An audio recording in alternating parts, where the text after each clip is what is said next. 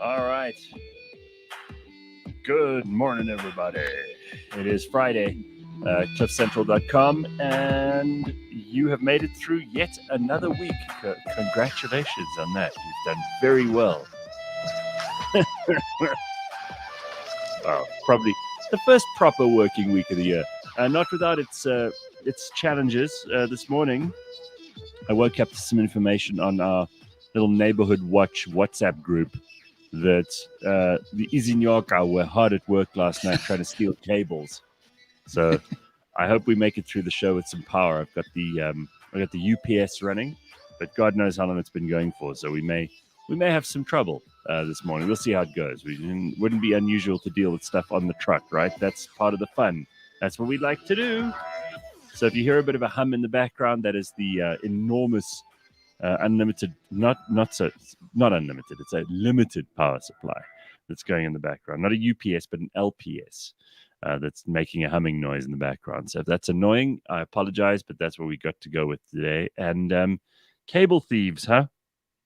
Yeah. So so they said they caught the guys. Well, they didn't catch them. They interrupted them while they were busy. These guys just dropped their tools and ran. You know how difficult your life has to be, and I'm not by no means sympathetic to cable thieves, but you know how horrible and difficult and awful your life has to be if you actually have to risk electrocution, by what tens of thousands, hundreds of thousands of amps running through those cables. Yeah. To risk that, you know how awful and depraved and terrible your situation has to be. Because let me tell you, it's no fun. If you've ever seen anyone electrocuted, you cut through a cable like that, the chances of something going awfully, horribly wrong are just sky high.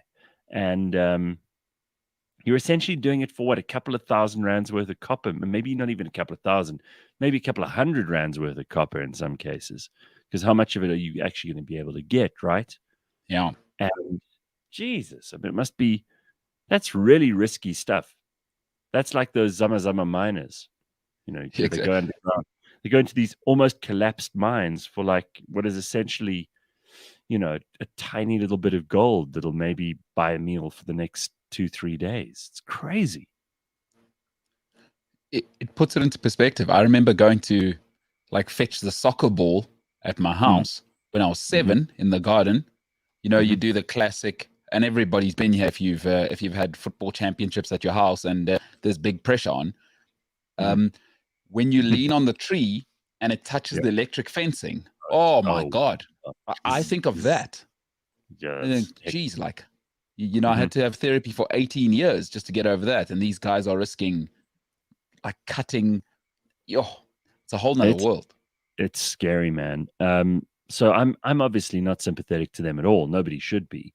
And I hope many, many more people who are stealing cables do get electrocuted to death and fried like a fucking raisin. But, it's really just an awful, awful predicament to end up in where, life is so difficult that essentially cutting through a live wire of potentially devastating quantities of electricity flowing through your body. I mean, you'll be burnt to a crisp, if not, severely electrocuted. It's just this is not a good thing. And of course it's a minor and irritating issue for those of us who have our power cut by this kind of nonsense. But it does give you an idea of how hard it is out there for some South Africans. And again, I got to say that that's largely as a result of an inability of this government to convert opportunity into jobs for people. So there's something to think about this first 5 minutes of a Friday morning. This morning, Leigh-Ann will join us in a moment or two. She's just she woke up a bit late this morning, and she's just trying to get her shit together. So she'll be with us now. Carl says, "Don't sympathize with these motherfuckers." I don't, Carl. I really don't. I'm just thinking about, respect is to look at something twice. Spec is to look, re is again. So I'm looking at it now from their point of view and from mine, because I'm wondering what would make someone go out and take the chance like this. And all I can think about is desperation. He says they deserve to be shocked to shit. I agree. When one crime affects thousands of people, these bastards deserve to be shocked. Dude, Carl, don't get me wrong. I'm okay if they get shocked to death. I'm really okay with that. But I'm just thinking about what it would be that might drive any of us, including you and me, to do something like that. It's worth thinking about. And I see Sarah here. She says, "Morning, everybody." And she's going for a panel interview today. 6 people. She's terrified. Good luck, Sarah. That's a hell of a way to start your year. Friday. Panel interview. Yeah. Wow. Huh? Yeah, I've never ever been interviewed by more than one person. Yeah. I mean, it's a 6 panel. In these big corporates, though, because they are such lumbering and enormous dinosaurs. I mean, really, there are lots of arguments that go against capitalism, which I just detest because they don't make sense. But one of the best arguments against capitalism is the rise of monstrous corporations because they are ineffective, they're slow, they're overstaffed, they're just they're an annoying thing to watch move because they do everything that isn't actually about a free market at all. They control way too much of the space in the market. They often have monopolistic tendencies, that kind of thing, And these corporations that have these enormous HR departments, and I can only imagine that's what's going on here, Sarah. I don't know for sure.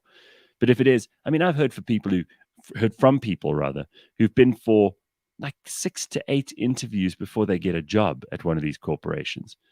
Now, I could maybe understand 3.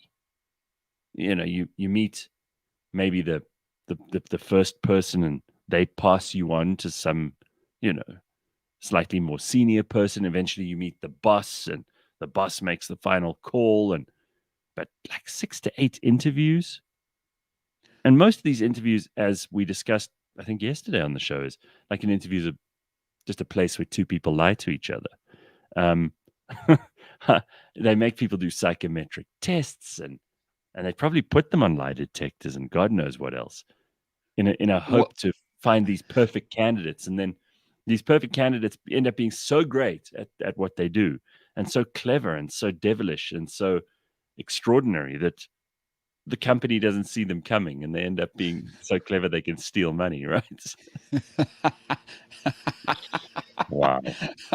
Look, the more money I'm going to pay you, though, and somebody who I look up to taught me this, is that the more money I'm going to pay you, and it tells me, what is the lady's name? Sarah, hey? Mm-hmm. Sarah is clearly going for an important position because right. This person taught me her thing is she always wants to make sure that the person almost doesn't want the job. She wants to actually make it a horrible situation so that you turn away from the job to really see what she's dealing with here. Made of. No, sure. Yeah. And I mean, they've probably got unbelievable amounts of intel behind all of these processes, but I just criticize them because they're overwielding and they are. And I mean, unwieldy. Let me use proper language here. Unwieldy and overweening.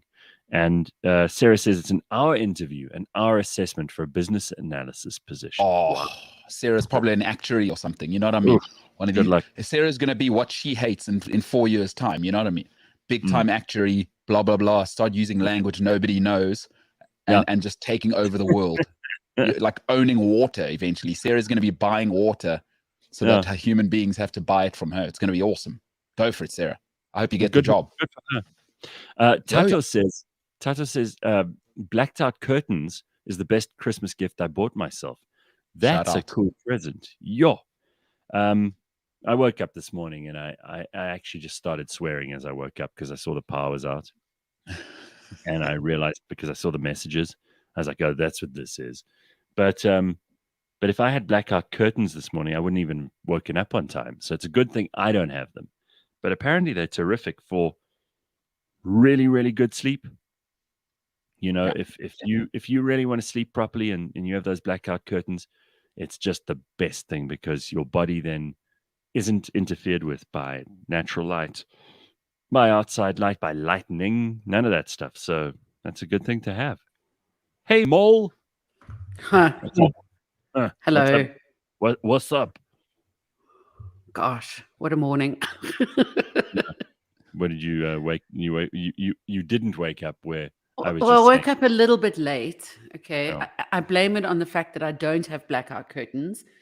I have these very light sort of, they're not lace, they're because that's gross. They're just kind of see-through curtains. And because of the rain and the muggy weather, I didn't wake up on time. Also, I had run out of electricity. Get prepaid, they all said. You're in control.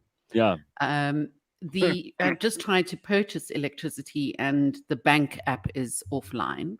Oh, so shit. that was fun. So we'll see how long I'm here for. Well, me too. Woke up to one Very of the exciting. cats. Woke up to one of the cats licking the wall, which is never a good sign because it means that the ceiling is leaking because of the rain. So I had to grab some towels and buckets to mop up all the little bits. Well, isn't this exciting? These are things that are sent to test us first thing on a Friday morning. Kim Jong-un says, "Good morning, South Africa." Isn't that nice to get a message from him? The only guy in North Korea with power and with internet. It's terrific. Well done, Kim. It's nice to have you join us. I've always thought that this is the perfect show to attract people like Kim Jong-un, and there we are. Look at him. This is knowing that Kim Jong-un doesn't even know South Africa exists, right? Right. Absolutely. So we were talking about these interviews that they do at these big, in the HR departments of these big companies when they hire people. But just before we get to that, Annette says, "What are your thoughts on the Prince Andrew debacle?" So apparently a judge in America has said that he will stand trial if he comes to America. The Queen has stripped him of all his military and patronage titles. So Prince Andrew is still the Duke of York, but nothing else. And he's not doing any public duties. And I think it's about time. They should have just preemptively have done this anyway. He's got a lot of shit coming in. For sure. I mean, there's all the jokes and things aside. This is a very big stain and a very big embarrassment on the institution of monarchy. But also, the guy should have chosen better friends. Like, really, Andrew Epstein. What was his name? Andrew Epstein, right? Epstein. No, he's Andrew. What's George? I want to say George. No, Jeffrey Epstein. Yeah, so Andrew and Epstein were big mates, and Ghislaine Maxwell, who's just sung like a canary, was the other mate, and it's on the basis of that he's now going to stand trial if he goes to America. Now, I wonder if they can extradite him to America. I don't think that's going to happen. In other words, he's hoping he can just keep his head down, never travel outside of the UK again, and stay safe. Never have to face the music. That's probably what's going to happen, although I'm no expert in this, so I don't know. But what a mess. And even if you don't like the royal family, a lot of people think it's a stupid, outdated institution. Every family has some kind of black sheep, and I think this could kill the Queen. I mean, she's a 90-something-year-old woman. She's just lost her husband. She's got a lot to think about. I think this is some kind of jubilee year for her. She's celebrating, If she pegs now, do not blame Andrew's shenanigans on her death. You don't think so? You No, think she's just an please. old lady? So. She is so strong. She has been through so much. If she dies, it's on her terms. Yeah, she's been through so much, just doing nothing for her whole life. What about? It's unbelievable to me that people say that about the Queen of England. It's unreal. What about so my grandmother, when my uncle died, because he was a druggie, right? And everyone was wailing, apparently. Just like people, like especially mothers are quite practical people from my experience.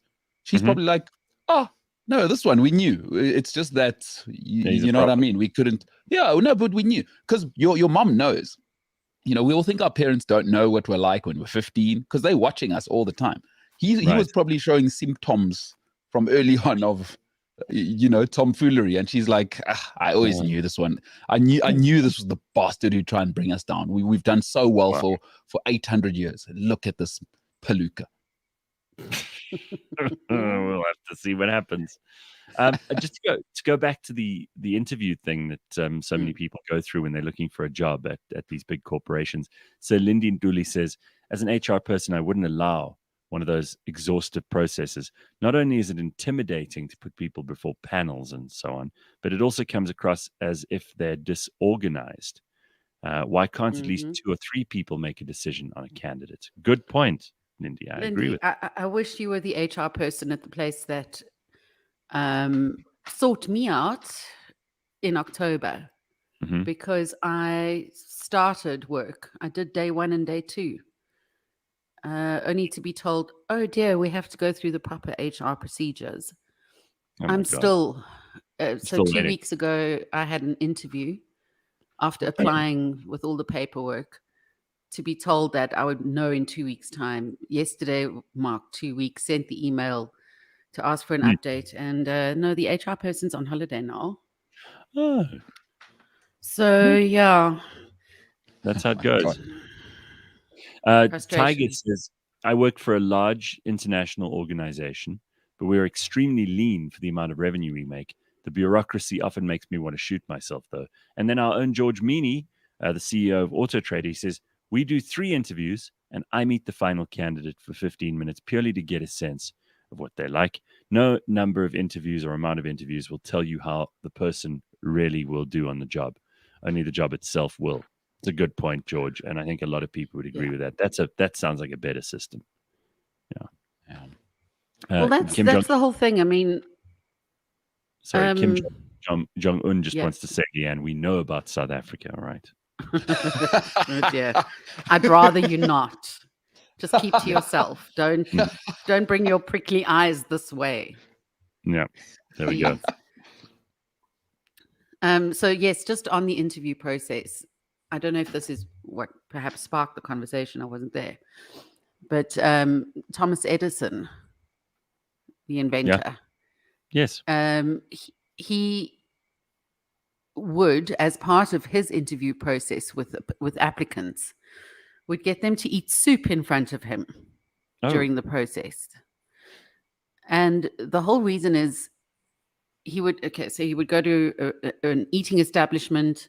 They would sit down. He would order soup for the table. Yeah. And if the applicant put salt and pepper onto their soup before tasting the soup, it was an immediate no from him. He was like, immediately no. Because they didn't taste it first. Yeah. And it all has to do with the fact that they have assumptions. And so working in his scientific lab, if you come in with assumptions, it's not going to work for him. I've heard that story. I didn't know that he would it was immediately reject them. I didn't know it was Edison related, but I've heard it attributed to a whole bunch of people. I always add salt to stuff before I've tasted it because I just like very salty stuff. Yeah, I do. Oh my Lord! Like for example, I don't put salad dressing on. I only put salt and pepper on salad. I don't feel the need to put salad dressing on. Yeah, well, salad is not going to come with salt and pepper, so there you're fine.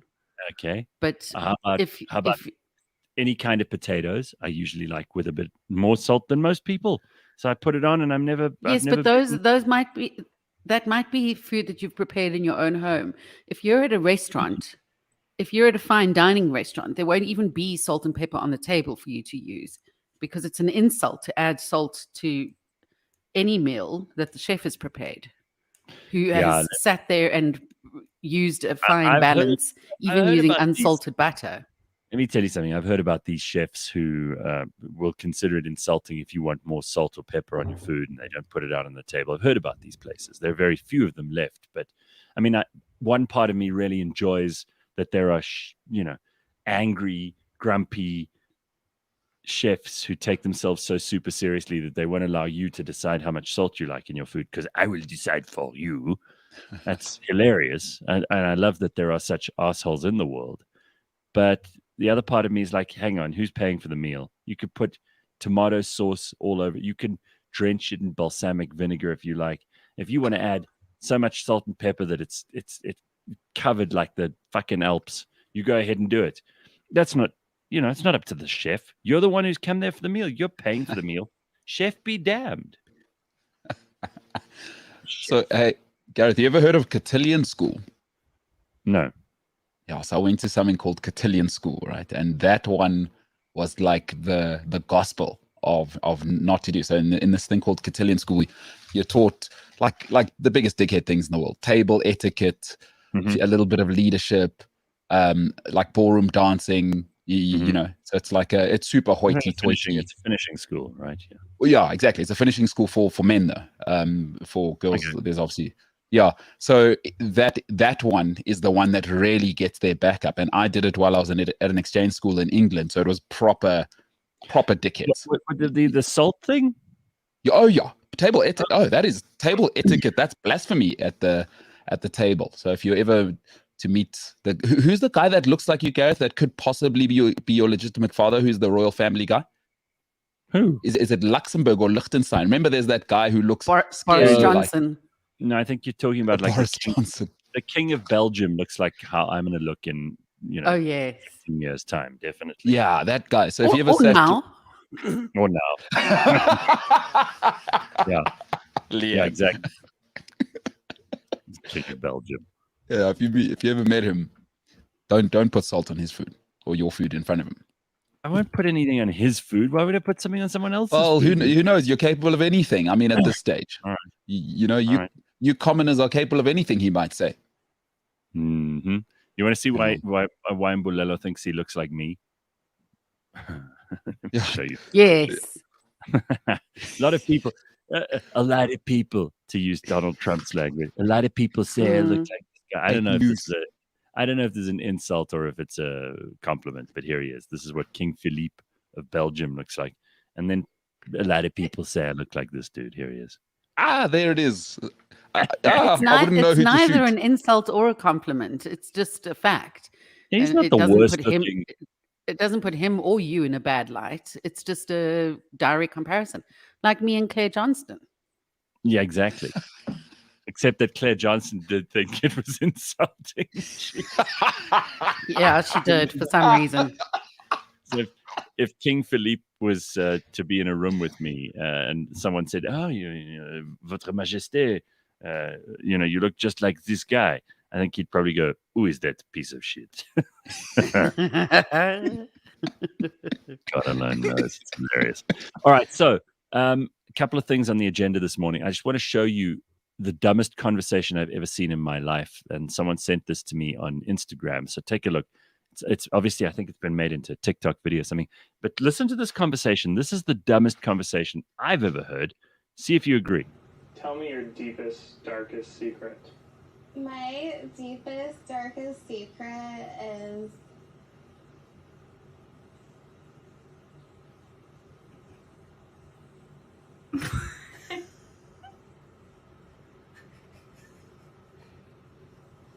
I don't like wearing socks.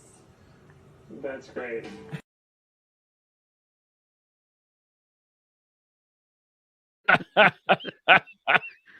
Jesus. She was Jeez. about to break down there. She's so fucking dumb. You know, when people say that there aren't stupid people, that everybody's more or less, that is a very, first of all, she's sitting there like a deer in the headlights. He asks her, tell me, yeah, first of all, what a nerd he is. Imagine these two Yeah. going out and like making children. So he goes, tell me your deepest, darkest secret. And she gets, my deepest, darkest secret. And then her brain literally switches off like my power. Misfiring. Jesus. And it takes like a long time. Were you also counting the seconds? Did you think the video had frozen? Because then she I goes, thought that she was going to tell a story about the fact that she was enslaved as a house sex slave all her right. life. Yeah, or she slept with her or- dad or something. Yeah. You know what I mean? she needed time to like process some awful experience that she was now going to reveal to all of us. But I could hear by the way that she spoke. What? Yeah. You want to know my deepest, darkest secret? Well, it was like she stole a lipstick or something, if you judged Yeah. it from the beginning. Wow. Ended up but it's being, I just- didn't really like, she doesn't like wearing socks. Unbelievable. It's just, it brings me back to this point in my head that I was speaking about to family members yesterday. someone said to me the other day when I said, I'm going through this at the moment and that and this and this, and I was very matter of fact about it. Mm, And they said, "How are you still so positive as a person? I mean, right. you're like the light of our meetings every day." Mm, I had no idea this shit was going on. yeah. And I said, "Well, because so much has happened to me in my life that it doesn't mean that much anymore. It doesn't carry that much weight." And I watching TikTok, speaking of, just recently, listening to what younger people's big issues are in their lives. And I just think, wow, you're going to go through a whole lot more shit in your life that's going to make that seem okay. And then again, driving home from my parents' place last night, I happened to listen to the radio, and the question was, what made your day feel longer today? And this kid phoned in and said, we got to the shops, we got to the till, and we'd left our wallet at home. So we had to drive back to fetch our wallet. I was like, if that's your biggest problem. I suppose it's so hard being you. Hey, listen, Gosh. to everybody, their biggest problem is the biggest problem. That's Yeah. the fun thing about humans is we have very little ability to contextualize our own issues over other people's issues. So some people think, my life is so difficult. If you were put in almost anyone else's shoes, you'd suddenly run scurrying and begging back to your own life and your own problems, given half of the experience of humanity in the world, even in a great time like 2022. Yeah. No, absolutely. I mean, I went to go and buy fruit yesterday, and there were no plums, if you can imagine such a world, at the walls up the road. And little poor you. So what is your deepest, darkest secret? Please, can I play her again? I really think this could be your girlfriend. Bulelo, this could be the perfect girl for you. Just listen to her again. I just wanted the part she second interview. But let's get a panel to interview her to be my girlfriend. Right. 6 of them, and get George Mienie as well to do 2 interviews. Yeah. Okay, so here she is for the second time. Now she's coming to audition as Bulelo's girlfriend. All right, you ready? Sure. Tell me your deepest, darkest secret. My deepest, darkest secret is...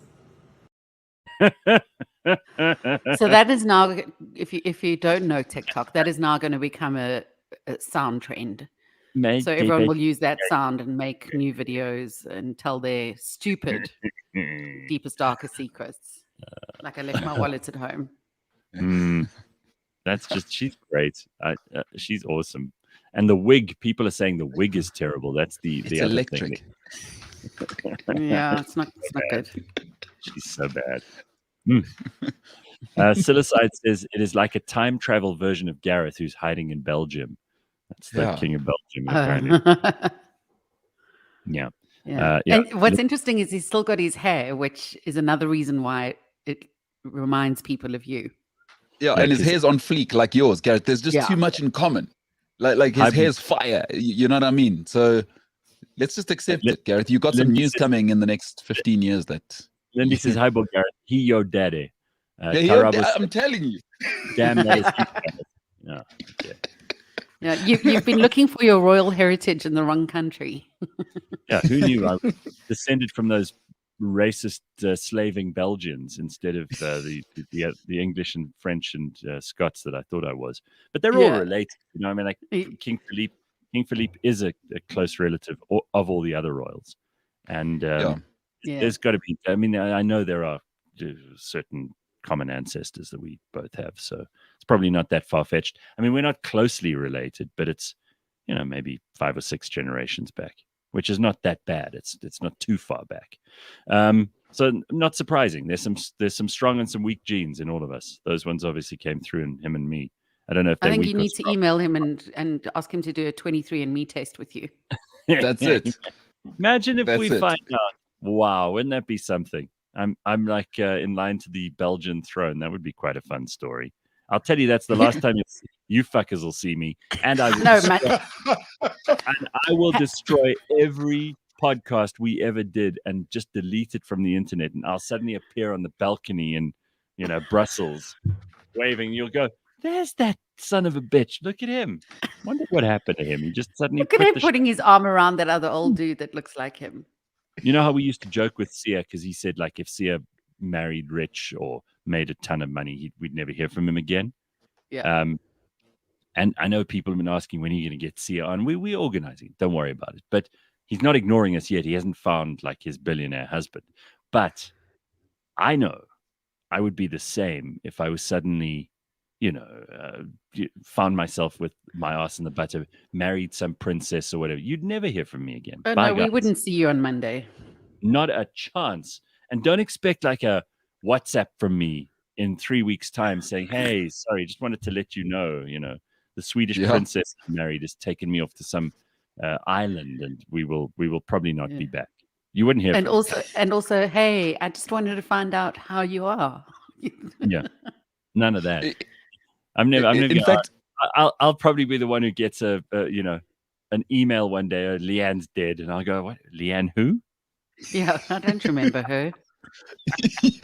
You should really lean into it, though, Gareth. You should be like, you should leave voice notes, just like from random numbers, like, "Hey, doesn't matter who this is, but a guy called Gareth Cliff once lent you $135 for lunch about 6 years ago. Here are bank details." Just like really lean into. You've become a complete and utter prick about it. Like you literally start a new life by draining every relationship in the previous life dry. Like you should email Rena. Oh, sorry. No. I read a story about a guy who won the lottery. He won £500,000, which is a huge deal. Mm-hmm. And he has now become an anti-hero online because he decided not to share the money with his family. But turns out he is a financial advisor and a top financial corporate guy. Yeah. So he looked at all of this and projected what would happen with his money if he had to give it away, as opposed to if he had to invest it. And he's invested it extremely wisely. I've actually saved the article in case I win the lottery because he's done it so well in what he's invested in, long-term, short-term, etc. Mm-hmm. And his family has now totally rejected him because they're so angry with him. But it makes complete sense. If he had have spent money on his family's debts, they would have continued milking off of him. And his money would not have grown. He hasn't spent anything. He's invested everything. Yeah, but in this country, for example, I mean, we were talking about this with Lebang and Bulelo just the other day. You wouldn't have a chance. If your family found out, black or white in South Africa, that you'd won the lotto, you've finished, man. They'll drain you dry. They'll suck every drop out of you. And that is precisely the point. But Leigh-Ann, it's funny to me that you've like saved this article in case you win the lotto, so you can. but you're not doing. But you're not doing that stuff anyway without winning the lotto.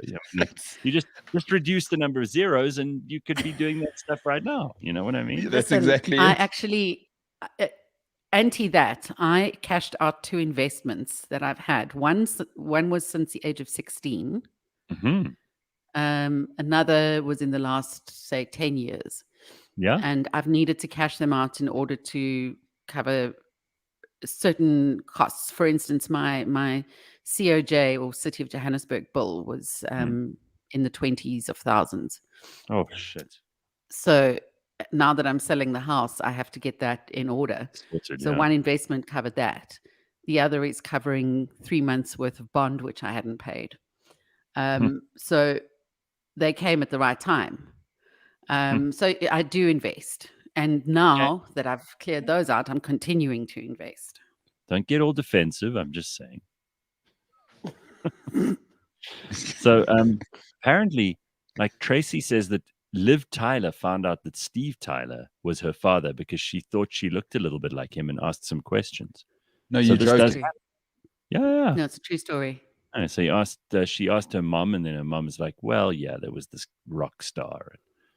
And then so she went knocking on Steve's door, and Steve Tyler's like, hello, honey, what's happening? And she said, I think you're my daddy. Yeah. And they've actually got a good relationship. Well, so I don't know if you now that you see, what is it? Did he lay a bed of roses for her? Anyway, you know, in rural South Africa. Just on a point of order, you're mixing up Bon Jovi and Aerosmith. Oh, sorry, white guys who sing.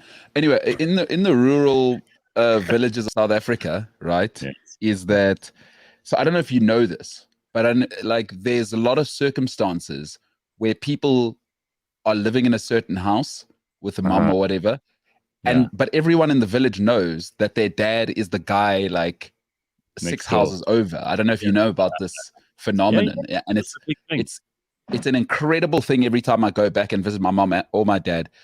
And especially now we're at a great age where it's hilarious. Like we all know, you know, now you look like your dad from six houses over, and it's very awkward for everyone.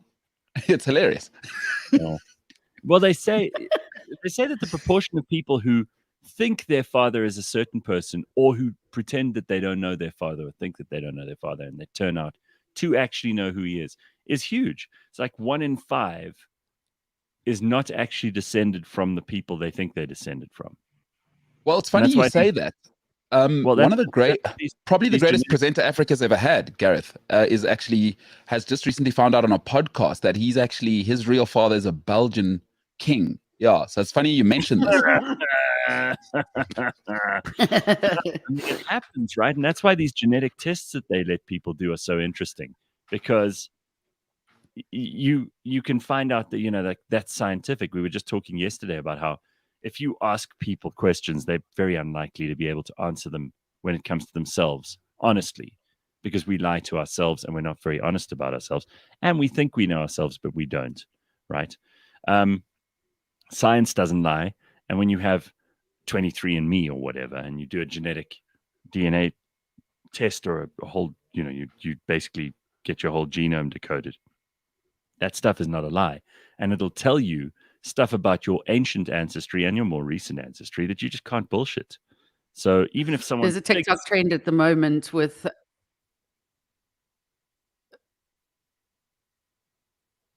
Yeah. I think we lost Leigh-Ann. Sorry, Froze. There's a TikTok trend at the moment with I thought you just South Africa.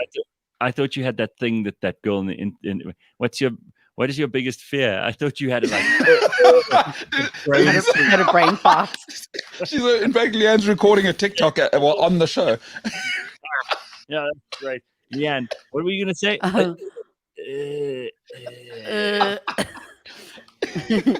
All right. Firstly, it's quite interesting how the Americans are taking offense.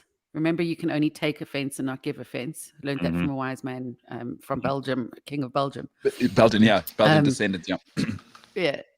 But a lot of Americans are taking offense over the fact that South Africans use the word colored, because in America, it's a racial slur. Yes. And the coloreds in South Africa are like getting uppity about this, yo. They're like, we are colored. This is who we are. Don't mess with us. This is our name. So anyway, there is I forgot what I was going to say. Now I am having a brain fart. You really are. You're turning into that woman from the What internet. were we talking about? Socks. What are your thoughts on socks?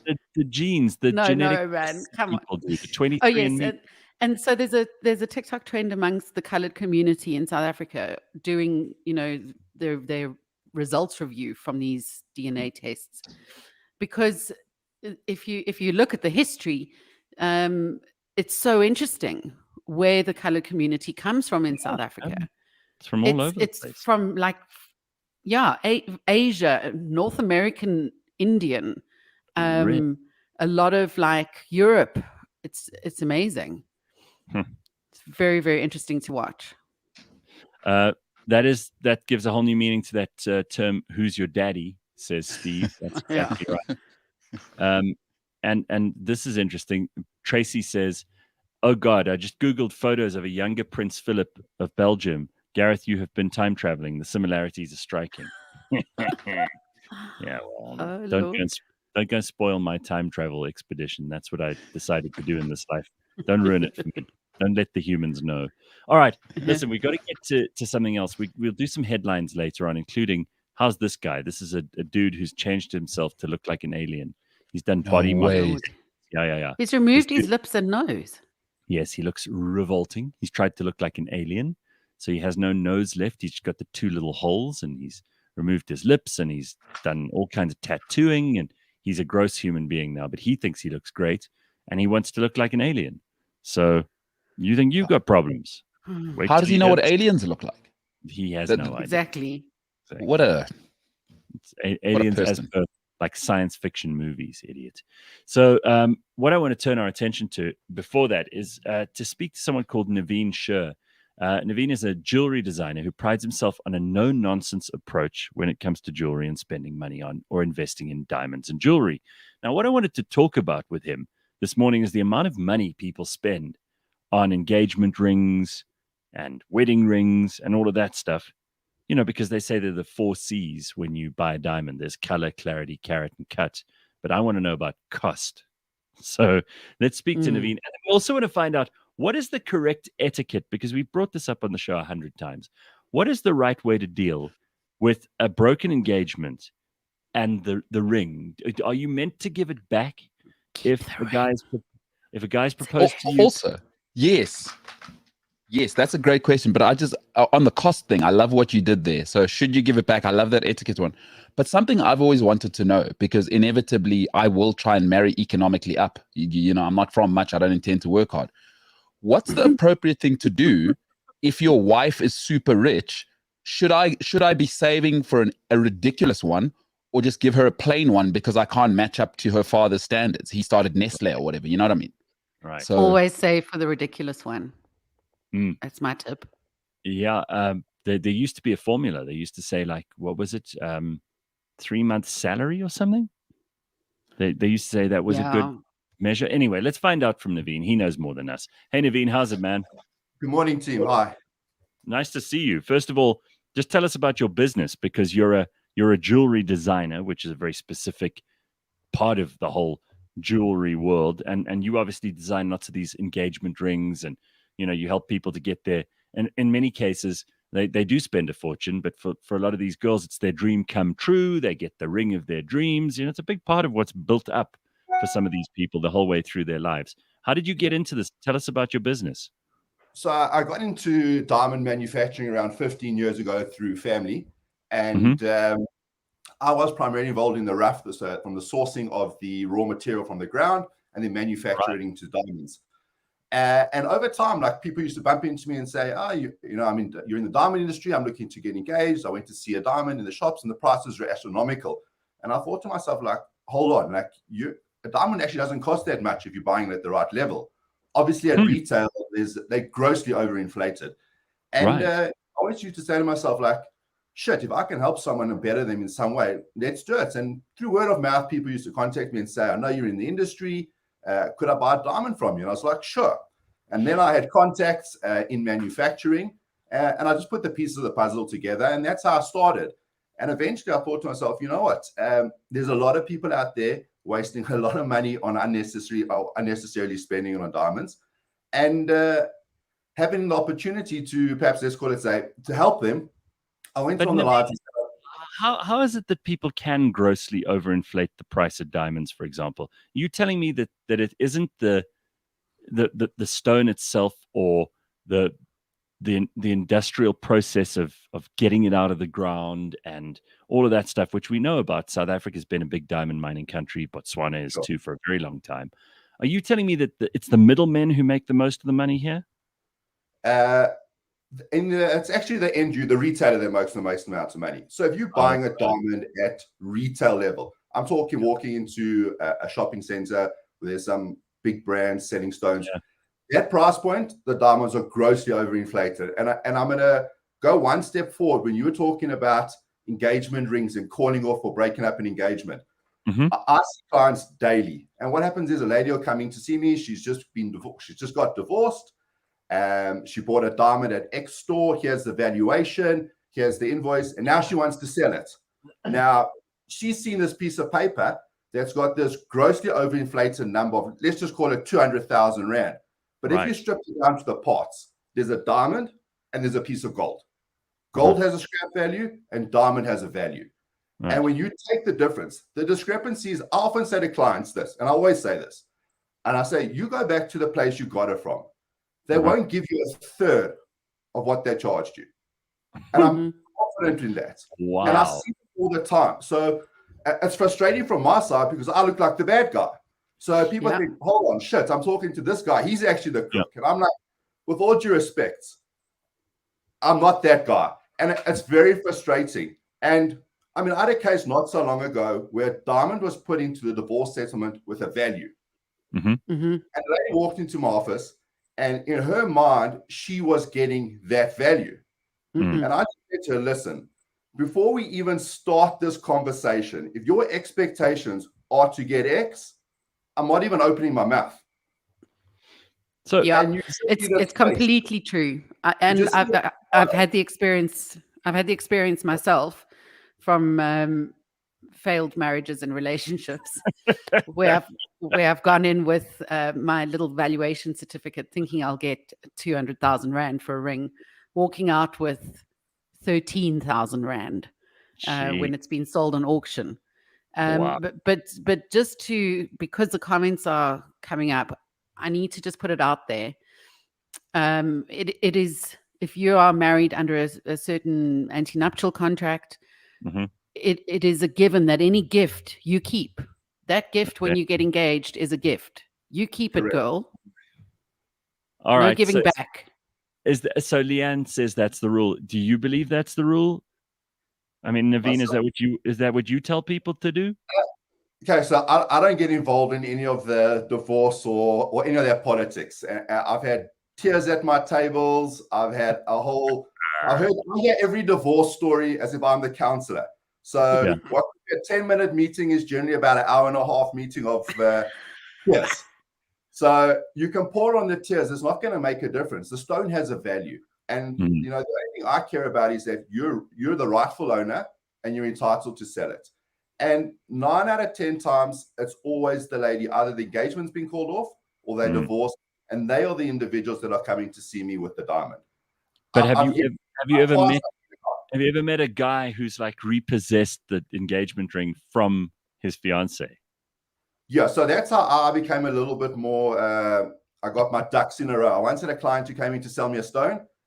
She got divorced. I paid her the money, and about 2 weeks later, I got a lawyer's letter saying she wasn't the rightful owner of the diamond.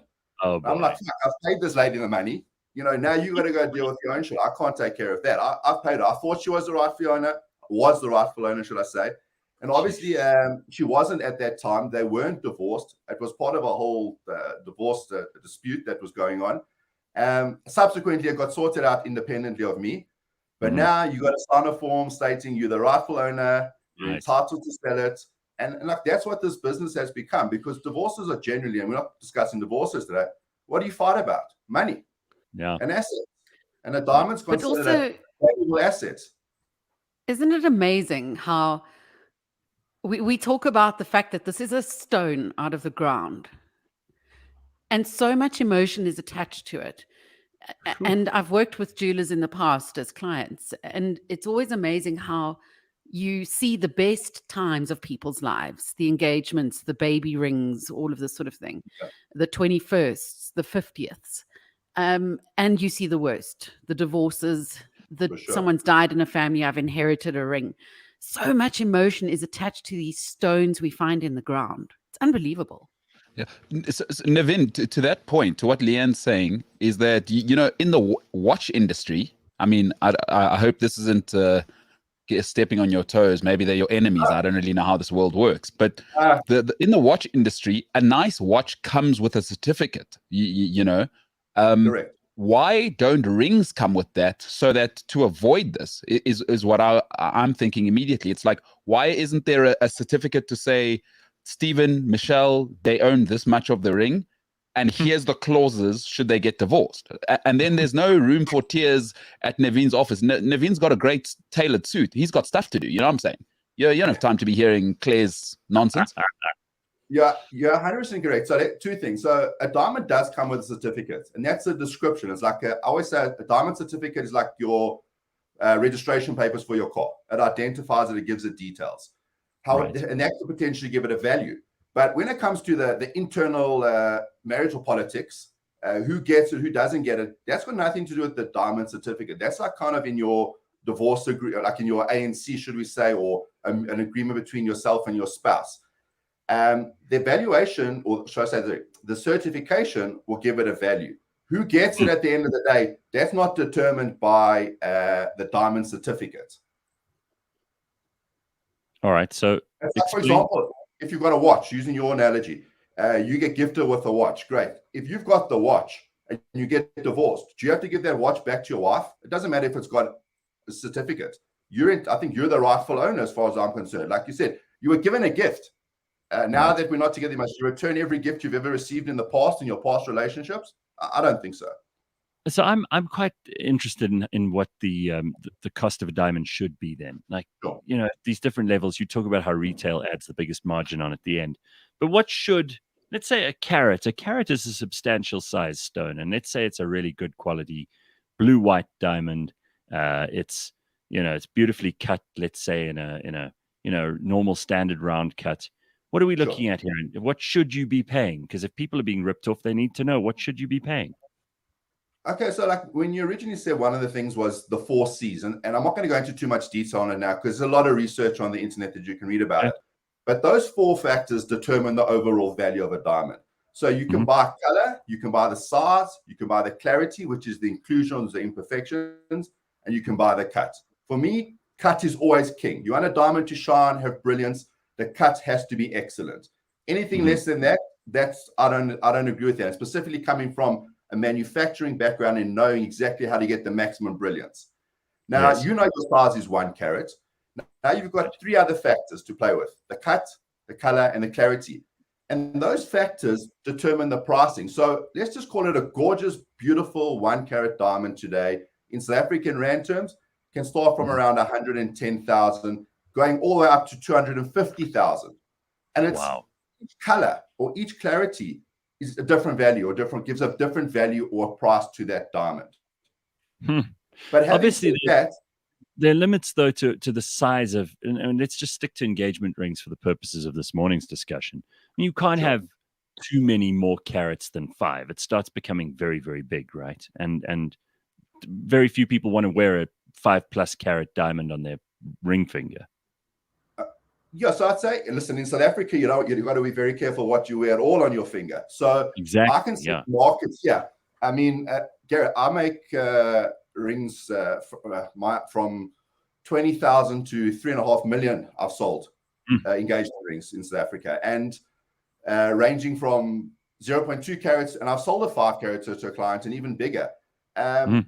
Majority of the South African clients, I'm going to speak about that because that's where we are. They're actually really cautious.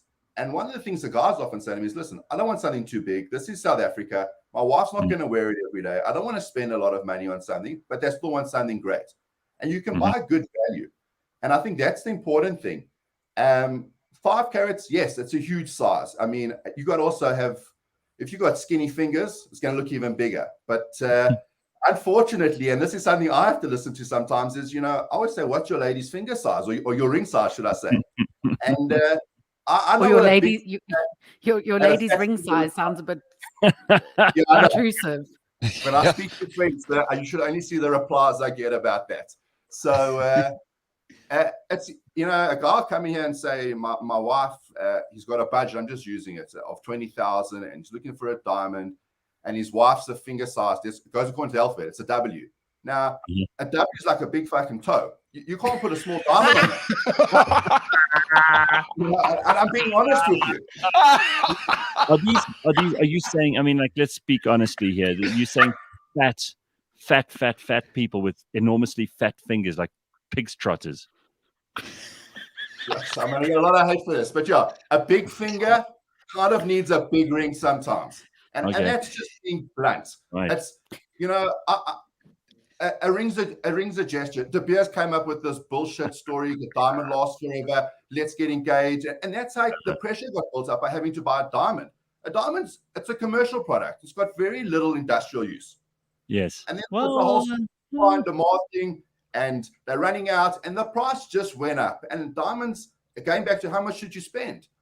De Beers, 3 times your monthly salary. Bullshit. Who are they to tell you what to do? No, exactly. You know what I mean?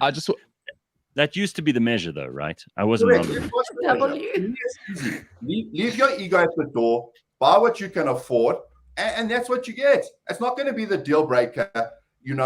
Is she going to say yes or no? To go back to the earlier question, maybe yes, you're marrying a princess, and there is these expectations. And believe you me, I've seen it. Guys have come in here and like, she comes from a wealthy family, and I can't give her this, and it's got to be at least 2 carats. And I say, okay, well, look, we're starting at like 250, 300K. And he's like, I was thinking one less zero than that. I'm like, you're going nowhere at that price point. And you're definitely not going to fulfill or meet her expectations. So Right. guys have a lot of pressure.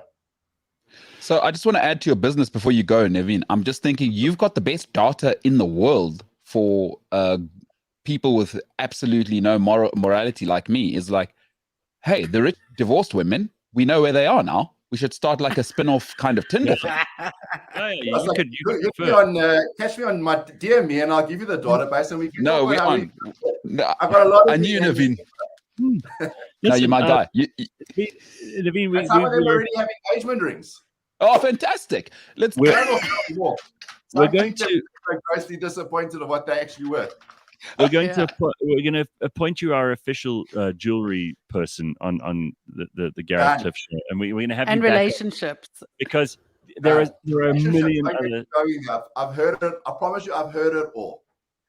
Well, I mean, listen, there are a million questions that we still have for you, and we've run out of time for this morning. But I want to get you back at some point to talk about, other kinds of things, what kind of trends there are in the jewelry design business, what people want to do with engagement rings. Some of them don't want to sell them; they want to redesign them into something else. There's plenty we could talk about, but I'm afraid we're out of time for this morning. Either way, thanks for shedding some light on all of this for us, because we've got a million things that we still want to know. Brilliant. Thanks for having me. I'm always available. I love the show, and I'm here to help. So whatever you need, just give me a shout. I mean, if people do want to get hold of you, though, in a business capacity, maybe there are a bunch of guys listening to us now who need to suddenly make a plan with an engagement ring. What's your website so we can find out more? www.nevinsher.co.za. And I've been calling you Nevin, but it's Nevin. Yeah, Nevin. don't stress. Sorry, dude. I respond to anything that sounds Nevin, Neville, Devin, Kevin, Got you. Durban. No worries. Nevinsher, and that's where you can find him. My contact details are there. My Instagram handle's there. Awesome. Everything's there. Fantastic, dude. Thanks so much for being on the show this morning. Thanks, guys. Brilliant. Have a great weekend. Thanks, Nevin. Cheers. Isn't that cool? Like I've always he's wondered excellent. about this stuff. Yeah. He's perfect for his job. He's I got do the perfect personality for what he does. I like your idea here, Mbulelo, of like he's got this database of divorced women and guys who've just got divorced, and you could put them on a whole separate Tinder. And I mean, you don't even have to buy the engagement ring now. It's business. It's business. Dudes. Yeah. Robin says, men buy diamonds as gifts for their wives, then they put it in a safe. It's tax-free and an investment for them, money laundering, basically. Well, we can ask Nevin about that when he comes back on one day. Doesn't grow in value. Just it's not a good investment at all. Do not invest in diamonds. They're not an investment. They're a novelty gift. Dude 69 says, just don't get engaged, dudes. It'll save you so much money and bullshit. Yep. People are very cynical this morning. It is Friday, cliffcentral.com. It's the 14th of January. We will be back in a moment or two. Stick around. We've got lots to come in the next hour, including a psychic. Yes, Leigh-Ann, we've got to start the year with a proper psychic. And we're going to speak to Star Brown, who is such a person. And we've also got... Brown Star would be rude. Brown Star would be rude.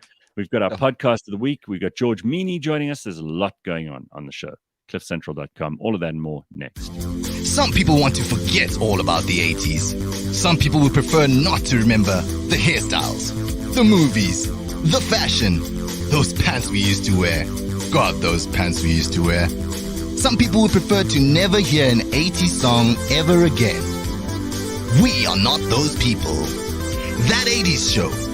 Music, movies, obscure references, and so many unchecked factoids. Fridays, 9 a.m. on Cliff Central. People say we're stuck in the 80s, like it's a bad thing.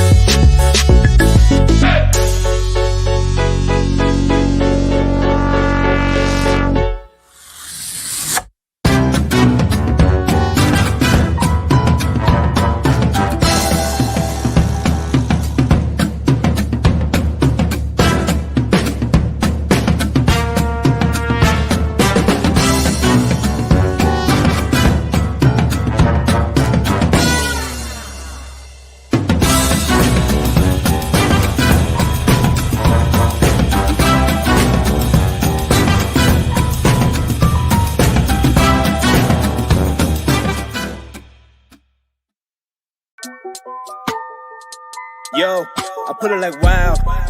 This that sound. These oaks don't work hard like me. I hope they know by now.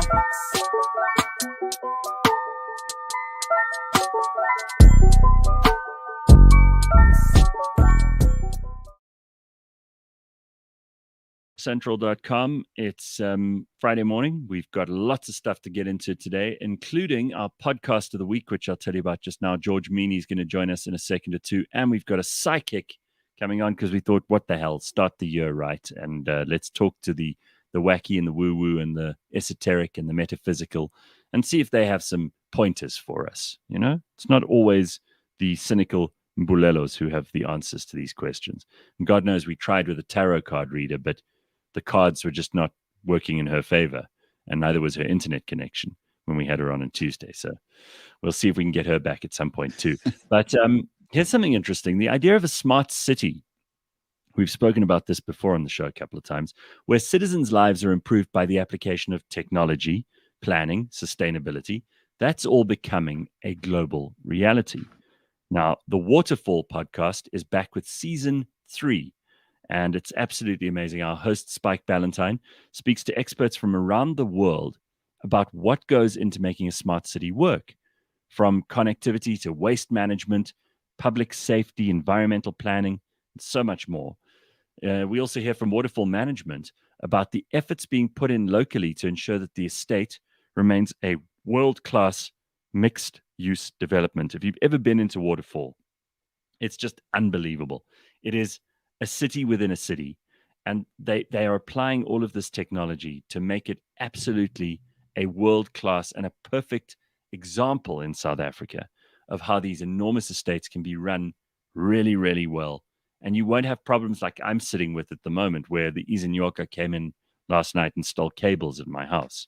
And I woke up in the dark, and I'm hoping that this power supply of mine lasts through the course of the show this morning. But that's what I'm putting up with. If I lived in Waterfall, I wouldn't be doing this, right? Yeah, I went to a restaurant. Highly attractive. Yeah. I went to a restaurant there. Jeez, it's quite something, that Waterfall. You know, you think there's impressive things. And I now know one person who lives in Waterfall. I might know other people, but this one person I know lives in there. My God. It's the way to live. And remember, they've got slightly more expensive properties. They've got less expensive properties. They've got old age homes. They've got schools. They've got shopping malls. They've got restaurants. They've got sports facilities. Yeah, and everything in there is managed by the Waterfall Management people, and they really are interesting to listen to. So listen live today at 10 a.m. or get the podcast wherever you listen. It's brought to you by the Waterfall Management Company and Attack, which is the company that did the developments in part of Waterfall. So really interesting stuff. Take a listen to it. It is just one of those series that if you haven't heard about it, you're going to wish that you had. So go and take a listen this morning. All right. It is time to speak to somebody called Star Brown. Now, Star Brown and her husband are psychics by the sea in Cape Town. They currently feature on Showmax in a show called Myne vir Joune, and they will work around the globe on 4 psychic websites. They also are spiritual counselors. They're intuitives and psychic readers. And we thought we'd talk to Star Brown this morning about some of the things that she reckons might happen in 2022. And you know what? What the hell? We need to know. We need if Star has any ideas about what we can look forward to or what we must be careful of, I'm all ears. I don't know about you guys. You agree? Absolutely. 100%. That's ridiculous. Because you sometimes hear from unexpected sources a little tip about what might be coming your way, and it helps you to make the right decision. So, hey, Star, nice to see you. Nice to see you guys too. How are you doing this morning? Yeah, we're all right. I mean, I always get a bit nervous when I speak to someone who's a psychic because you already know what I'm going to ask you. So I'm a little bit... I'm trying to keep it exciting for you, you know? You know, Gareth, you are such a light worker. There are certain people in this world which have been chosen to stand up, speak the truth, be brave, and you're one of those people. And people like you are really needed in the world. Really? I thought I was...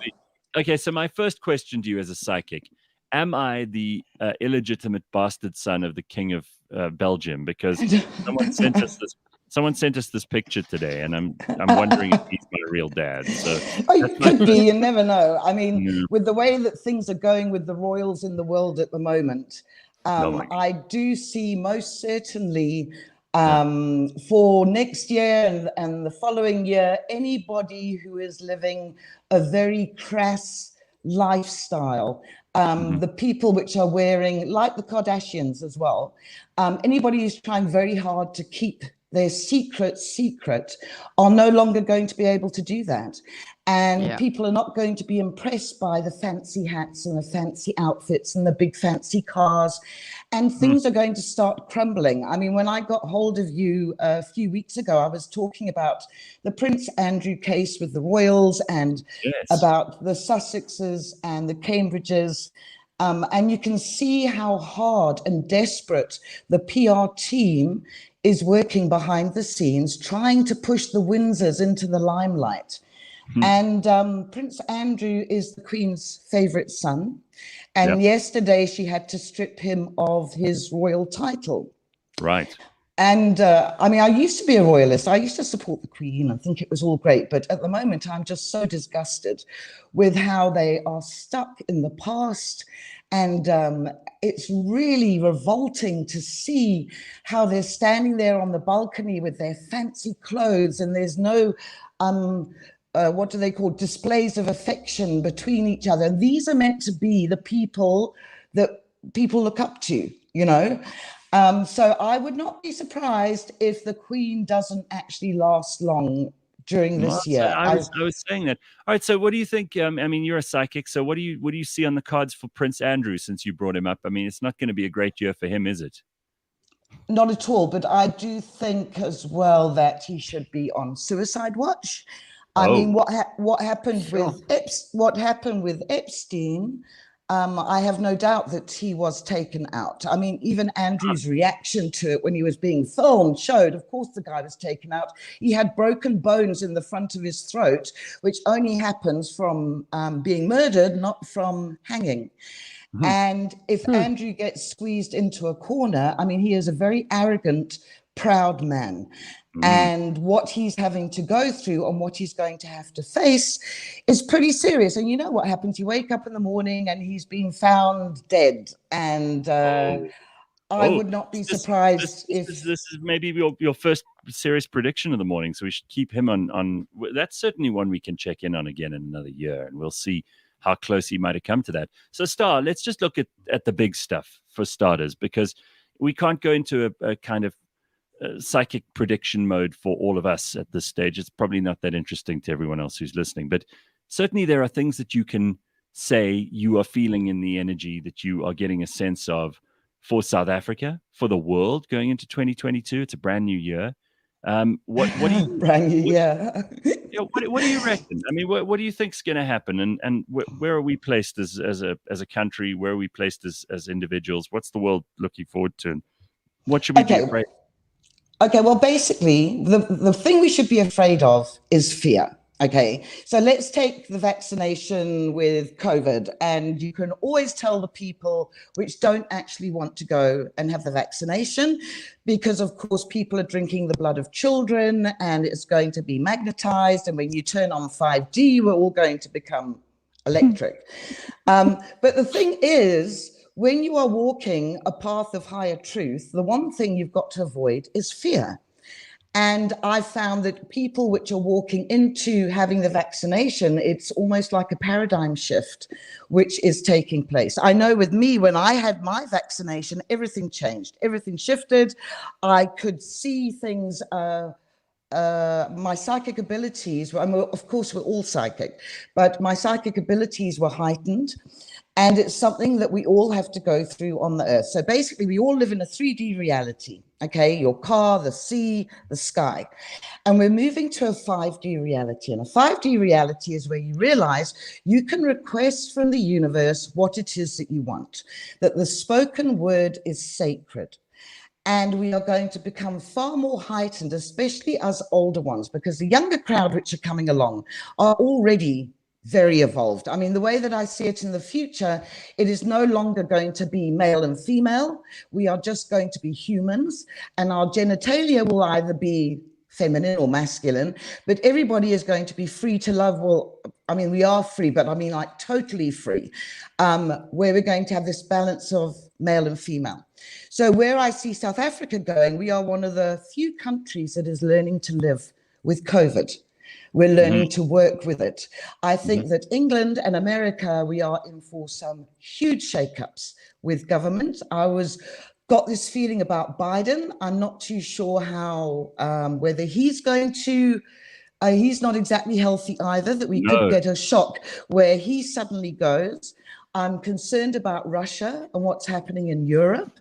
Also concerned about China, because I'm 100% convinced that the COVID virus came out of the Wuhan lab. It was a mixture of bat, pangolin, and human, and it was almost a form.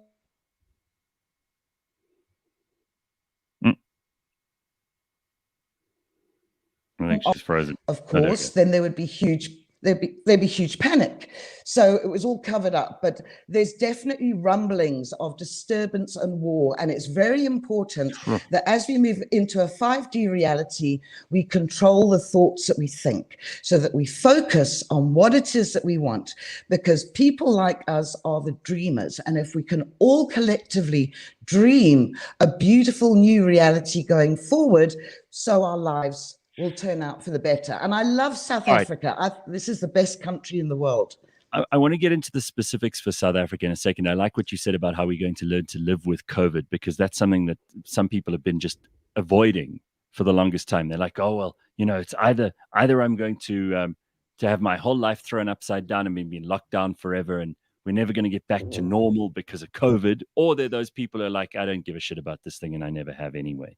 But I will say up front, Star, because you need to know this, that you probably do already, but Bulelo and I are like ultra cynics and ultra skeptics, and we're very, we're circumspect about the kind of thing that you do for a living.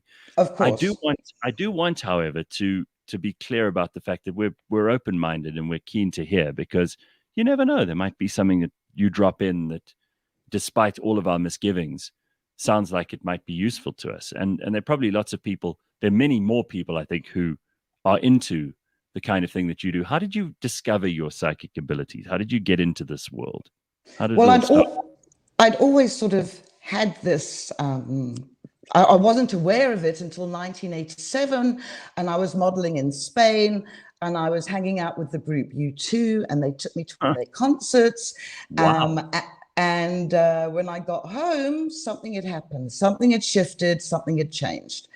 And I came back to South Africa because I was told I was going to be on TV, and I had to be out there, and everything started to happen. Everything started to be put into place. But basically, I went through a very, very difficult custody battle about 21 years ago, and children were removed. And the only way I could contact them was by having to connect with my mind. And I found a pack of tarot cards.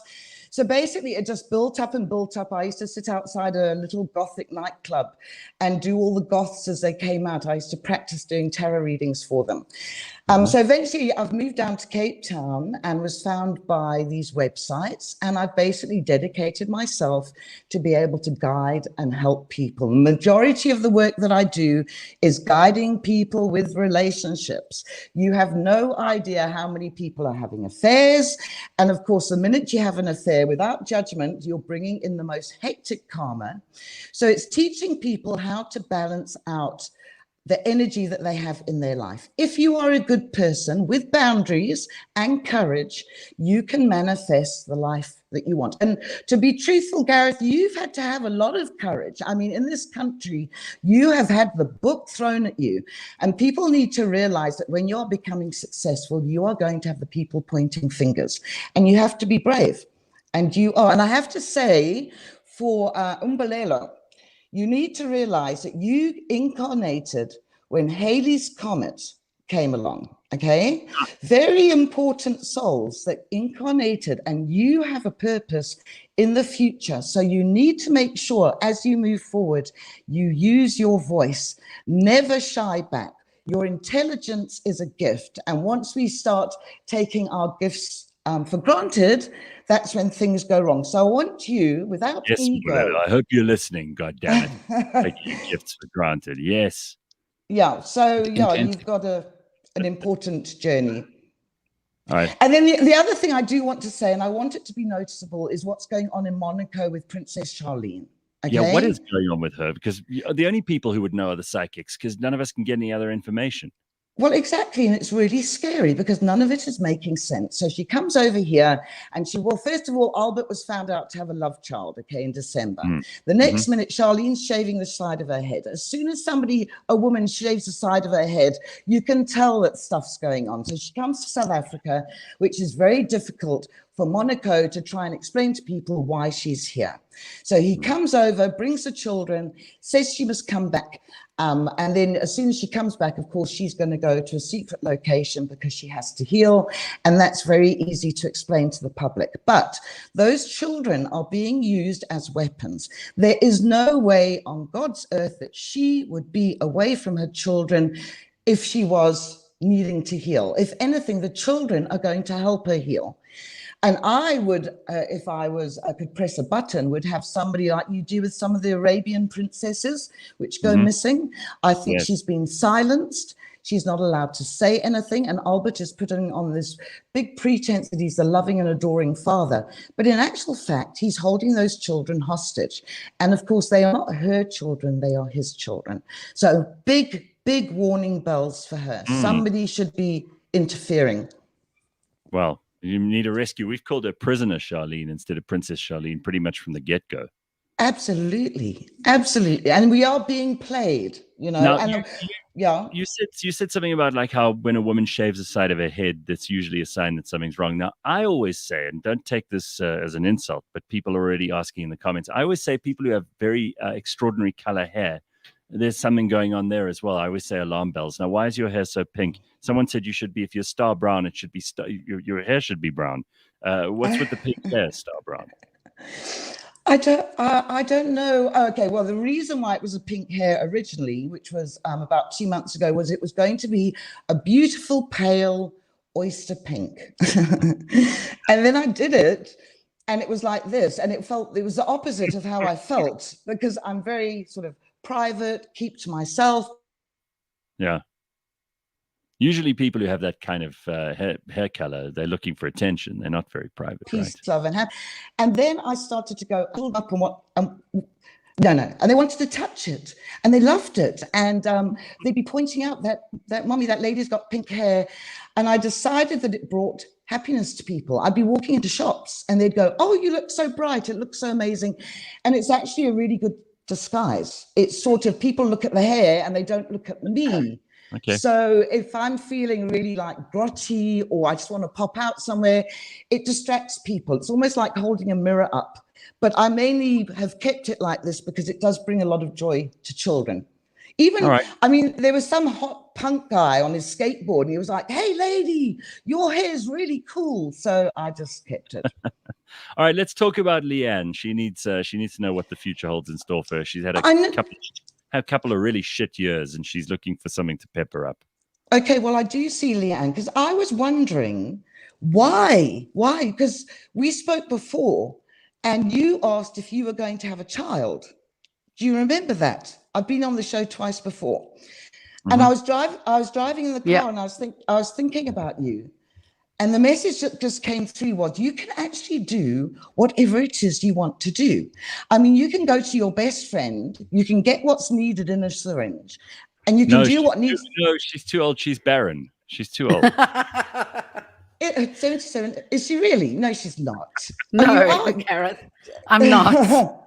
But that was my message to you. And you know what I can suggest to you? And you can just trust me on this. I know it sounds a little bit woo-woo, but at least try it. So write down the things that you want to manifest the year going forward. Okay, the big things, 5 or 6 big things, but also the little things. I want to see a yellow beetle. I want someone to buy me a lunch bar. The minute you start working on it and being conscious of it is the minute you start to see how the universe responds back to you. And the other thing you can do is light a candle for about 3 hours and you ask for the angels to come into your life and guide you forward. What this does is it protects and guides your spiritual journey. So if you are moving from 3D to 5D where the universe talks to you, you have to go through the 4D experience, which is where you deal with karma. It can be karma from your ancestors. It can be karma of things that you've done up until the age that you are now. But as you work through karma, life is not trying to wound you or hold you back. It's trying to bring you wisdom.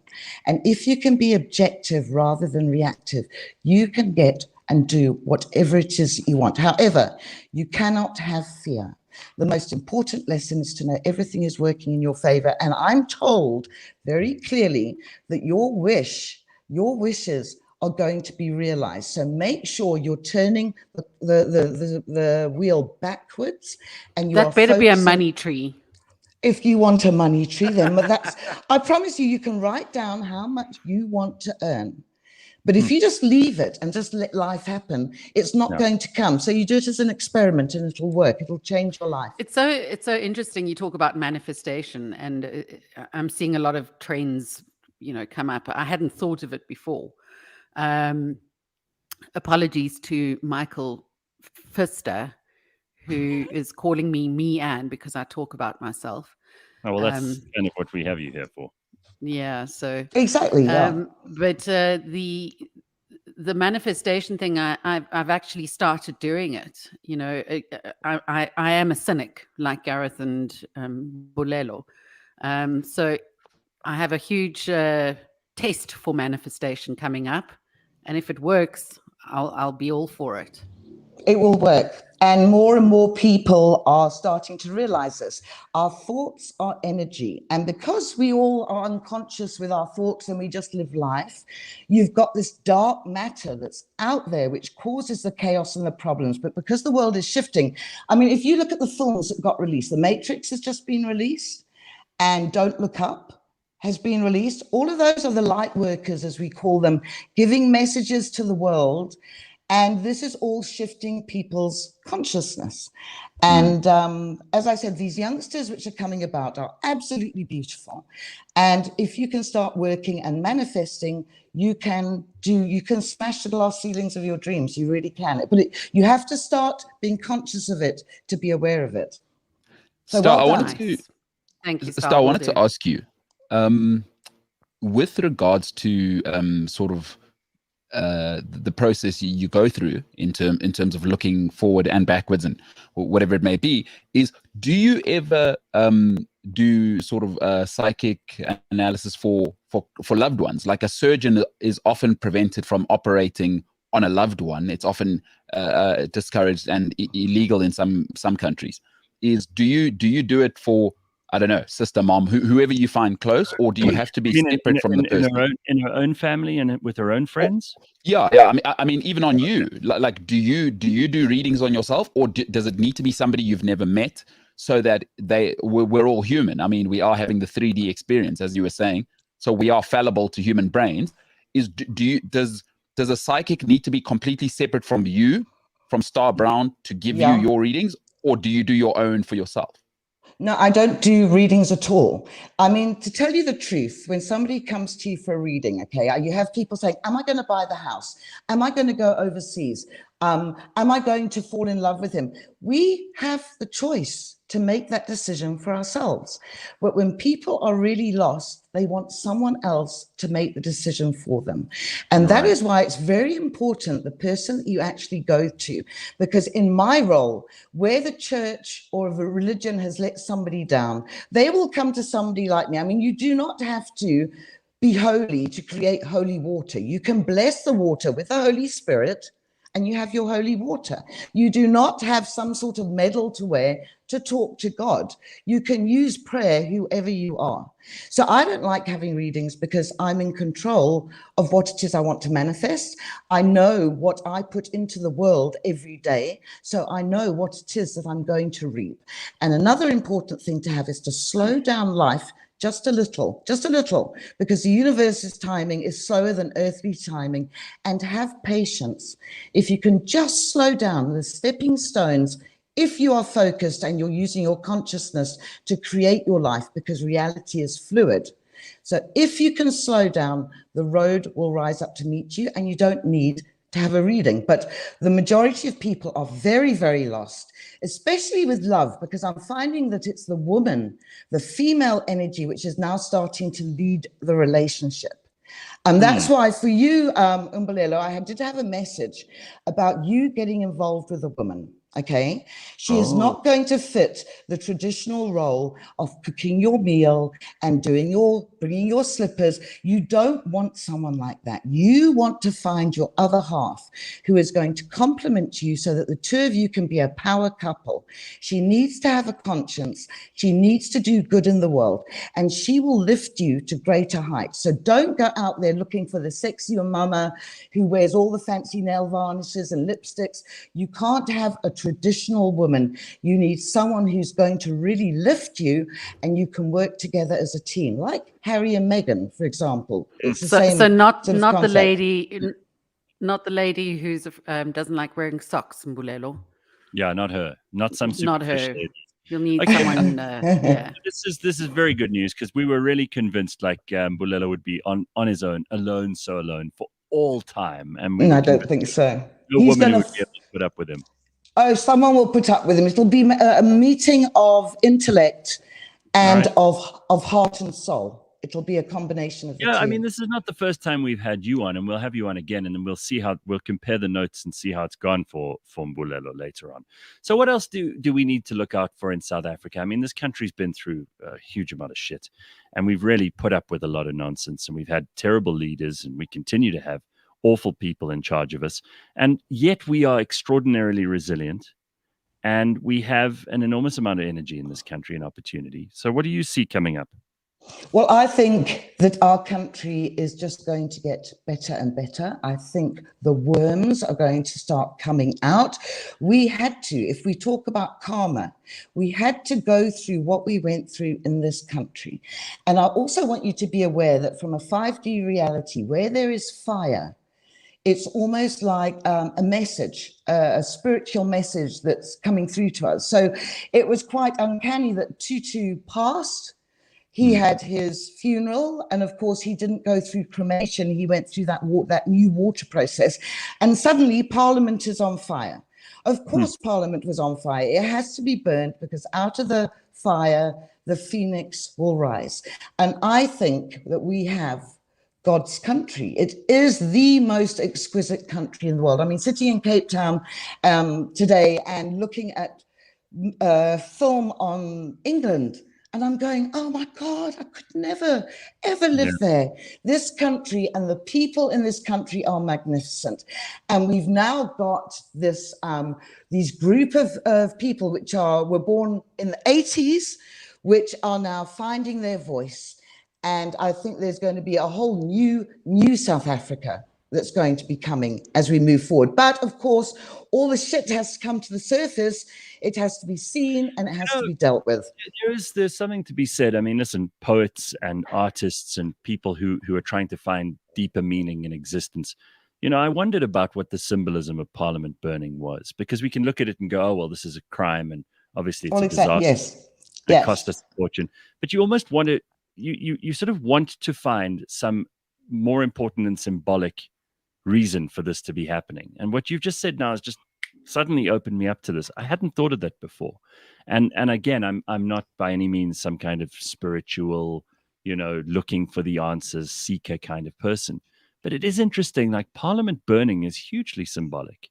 Hugely. And wherever something like that happens in the world, there's usually something at play, and it's not just a fire. Exactly. Now, that's how you need to look at it. You don't need to go to the extremes, but when you see something something like that happening. It was like last night when I saw Prince Andrew's royal title being taken, it was like, oh my, this is really good, because the Windsors are so terrified of losing their position, that when you try and hold on to something desperately, it all gets knocked down. So okay, so that's true for relationships. And you said something else just now. I mean, this is useful because you've also seen lots and lots of people, and you speak to people, and you do give them hundreds, yes, thousands. You give them advice. You do it on TV. You do all this kind of thing, and people love it because, as you say, sometimes they want someone else to make the decision for them. But you said something earlier about the karma around cheating, and I think this is maybe where you can help people who even those of us who are extremely cynical about psychic abilities or the spiritual realm or any of that stuff. Through your experience with people who have cheated, tell me about what that karma is and how it manifests itself and what it does to people, because cheating doesn't just have a real world dimension to it. That people carry baggage, they take it into their next relationship. There's a lot that goes on with absolutely cheating. And you have to remember that the whole sexual union is a transfer of energy. So when you are sleeping with someone, you are sleeping with all the people that they've slept with. And I have I know, right? So I have so many women, and could you please tell me about blah blah blah? And I say, is he single? And they say, no, he's not. And then I try and warn them not to get involved, because every single person down the line gets hurt at first, of course, because they have this passion that they have this attraction to the person that they can't say no. So they climb into bed with the guy. Now, if this is the first time that he's cheated, he usually feels guilty and he goes back to his partner, and then the other person is left brokenhearted, and it takes them forever to get over it. But when you are in a relationship with someone, it is a sacred union, and you are saying that I will only be with you. And if you step outside that, down the line, when you are in a happy marriage, somebody will do it to you where you will be cheated on. And I see it. It's the pattern over and over. No good. Okay, like 0.01% people find their partners, but the majority of the time it brings so much pain because it's not how it's meant to be. A man and a woman, or a man and a man, or a woman and a woman, we are meant to be one as individuals coming together. You can't bring another person into it. It's interesting as well how that sometimes having an affair of some sort is almost a lazy way of bringing trauma to the relationship, where you can feel that the relationship's coming to an end, but you're not willing to sit down and talk it through, or you don't quite know what it is that you want to end in the relationship, and so you physically bring in that trauma. And yeah, like absolutely, you can always blame it on that and say, well, they had an affair. So, like a person would do a constructive dismissal at work. You know, you make someone's job so horrible at work that they eventually resign, so you don't have to fire them.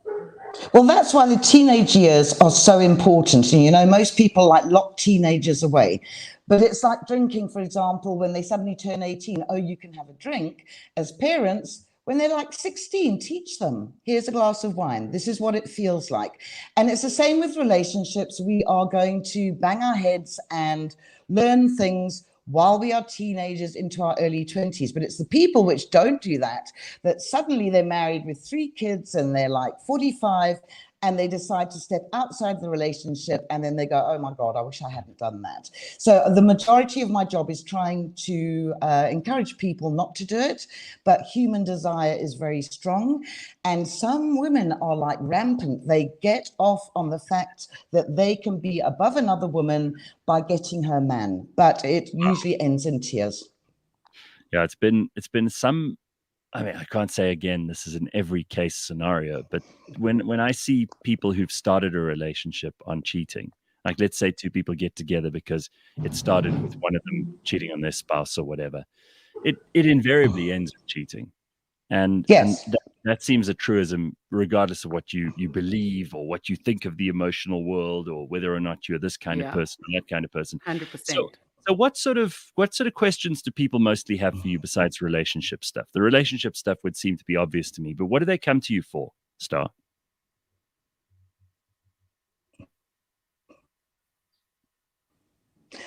I've got one woman who is having a relationship with a ghost. It's a very famous act. I'm serious. She is very intelligent. Okay, all right. A brilliant writer. And this guy is a very famous author in Europe. And he died a year ago after 40 years of marriage. And this woman met him about 6 years ago. He was giving a lecture. Well, he dies and he appears to her. And the sex is amazing. I mean, I have to sit there. Ghost sex? Well, is that Patrick Swayze and Demi Moore? Well, exactly, that sort of, exactly. And and then I will talk to her about it because I can get into the headspace where she's coming from. But then she contacted me last week and she showed me a photograph of the author with his wife, okay, taken like 30 years ago, and saying, you can see he doesn't want to be with her. Can you see how he hates her? And I just got this horrible feeling inside because this was a sacred union that the two of them had. And, you know, I can take dealing with the affairs and things like that. But when I hear people just being cruel and nasty and vicious, I have to stop them in their tracks. There was another woman who's been having an affair for 5 years with her boss. And he asked her to come to the office. Nobody in the office knows. And he didn't want her to wear any panties. So she lasted until 12 o'clock. And she put her panties on and he got so angry and he wasn't speaking with her and how should she deal with it? And of course, I'm trying to give them this empowerment and the women just don't want to hear it. So it's a lot of women sort of finding themselves and finding out who they are.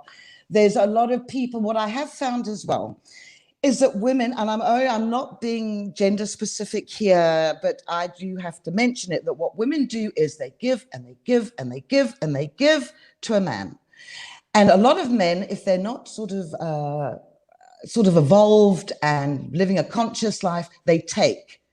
And if you are with a woman and you gave, she would give back. But what happens to men is, because they've also been spoilt by their mothers, they take and they sit there and they think that, and they don't give back. And eventually the woman gets absolutely exhausted. He's sort of sitting on his pedestal saying, well, you know what, if you don't want to do this for me, then, you know. And what happens is, well, that's when I suggest that people should have a separation for 2 months, because even the strongest, most dogmatic man does not realize what his life is like without having his partner in his life. So you separate and suddenly you start to value each other. So I'm doing a lot of that, trying to empower the woman to find her confidence. But yeah, I get very weird stuff that comes through. Very weird. I'm interested with something like a ghost relationship. Does the ghost ever change clothes? Do you ever ask these kinds of questions? You know, because if you're perceiving something, you perceive it as it is a whole. No, but this is important. Like if you don't see things like that blurry, right? I'm sure to her it's crystal clear. Does he pitch up sometimes wearing a raincoat? You know what I mean? I'm always interested. I would not know about the clothes. You also have to be very careful of, because I've done a lot of training with CBT and schizophrenia and trauma and things like that. So I've also got the psychological side. So of course you do have to be very careful and it can get quite manic. So I don't know whether he changes clothes. I just know that they have a union in the outer sphere and she has the most powerful orgasms and yeah. Stop. Wow. Because Swayze could make a pot as a ghost. He could do a pot thing. You know, it always interests me how when people speak to, you know, ghosts, other dimensional beings, aliens, dead people, whatever it might be, whenever psychics and people who have these experiences talk about this, they never ask the questions that I would want to ask. Because my first question would be, where are you? Describe what you see on your side. Like I'm curious about what the other side looks like and who's there and how did it feel? What did you go through when you died? And Those are the questions I'm interested in, not this bullshit about like a relationship with a ghost. I know.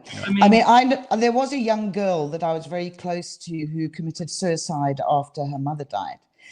And because I don't like communicating with those which have crossed over, if you get this feeling, like all of us will get the feeling, if you lose someone close to you and your lights start flickering, you kind of go, I know who that is. We do as humans have that sort of ability.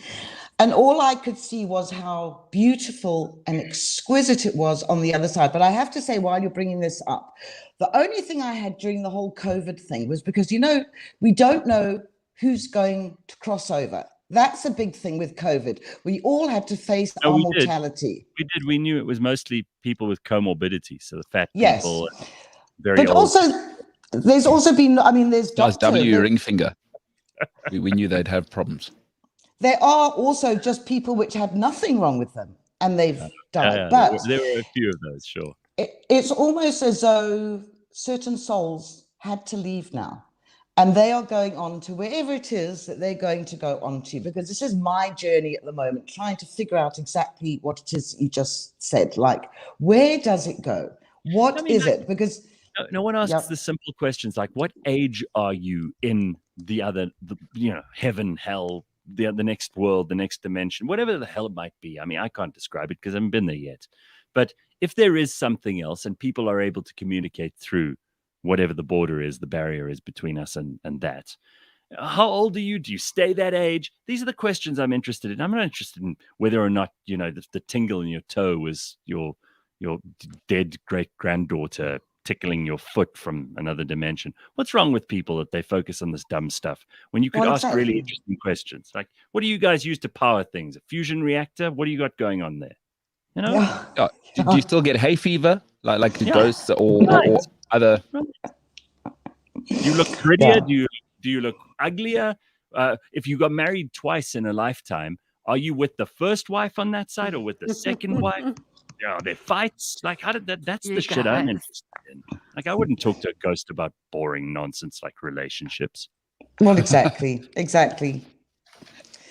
Yeah, so it's an interesting world. We are all growing and learning. And Leigh-Ann, I think just the fact that you said you've started this manifesting is like absolutely amazing. And I hope you really start having some of those, oh my God, that was a bit weird. I hope you start having a lot of those moments because that's where I see that the world is going to go. That's why I'm saying that this whole Kardashian wealth, blah, blah, blah, is going to become so old. It's going to be about recycling clothes, like we recycle all sorts of other things.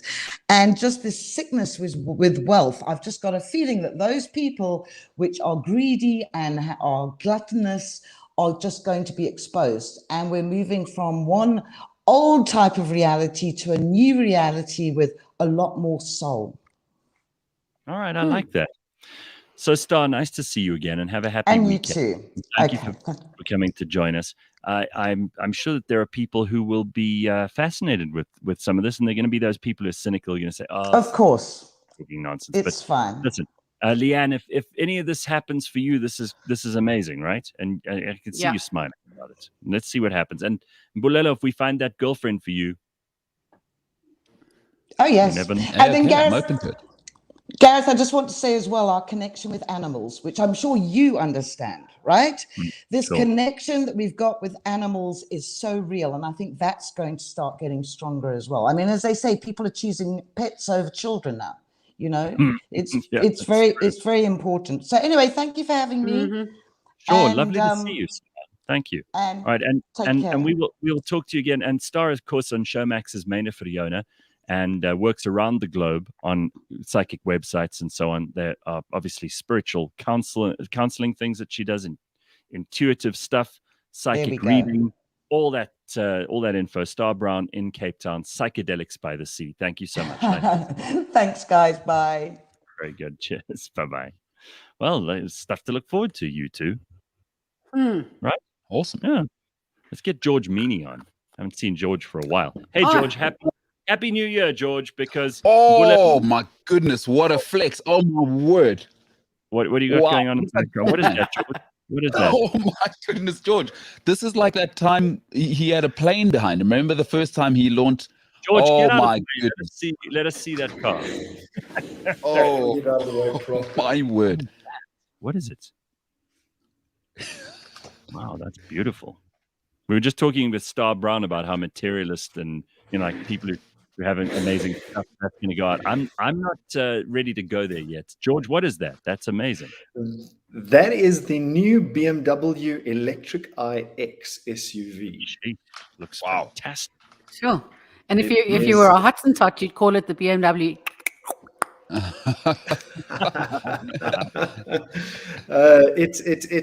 This car drives beautifully. It's a proper full size SUV. You know, my I-Pace is a compact SUV. It's not very big.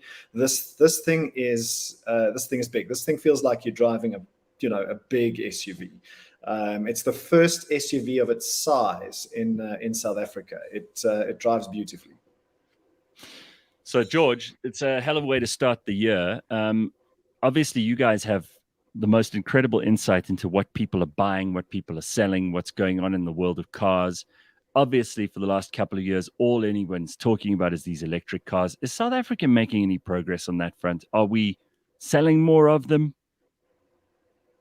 We definitely are, Gareth. I mean, the numbers are small still, so what we're seeing on Auto Trader is an increase in searches in the hundreds of percents. Now the base number is low, so don't take the hundreds of percents as the world will change tomorrow. So yes, we are making progress. The government and NAMSA and a couple of other industry bodies prepared what was called the Green Paper last year. You'll see in the next couple of months that will turn into a white paper, which is government's commitment to a greener future with electric vehicles. And we've got over 300 charging stations in South Africa. I've been living with an EV since last year, July.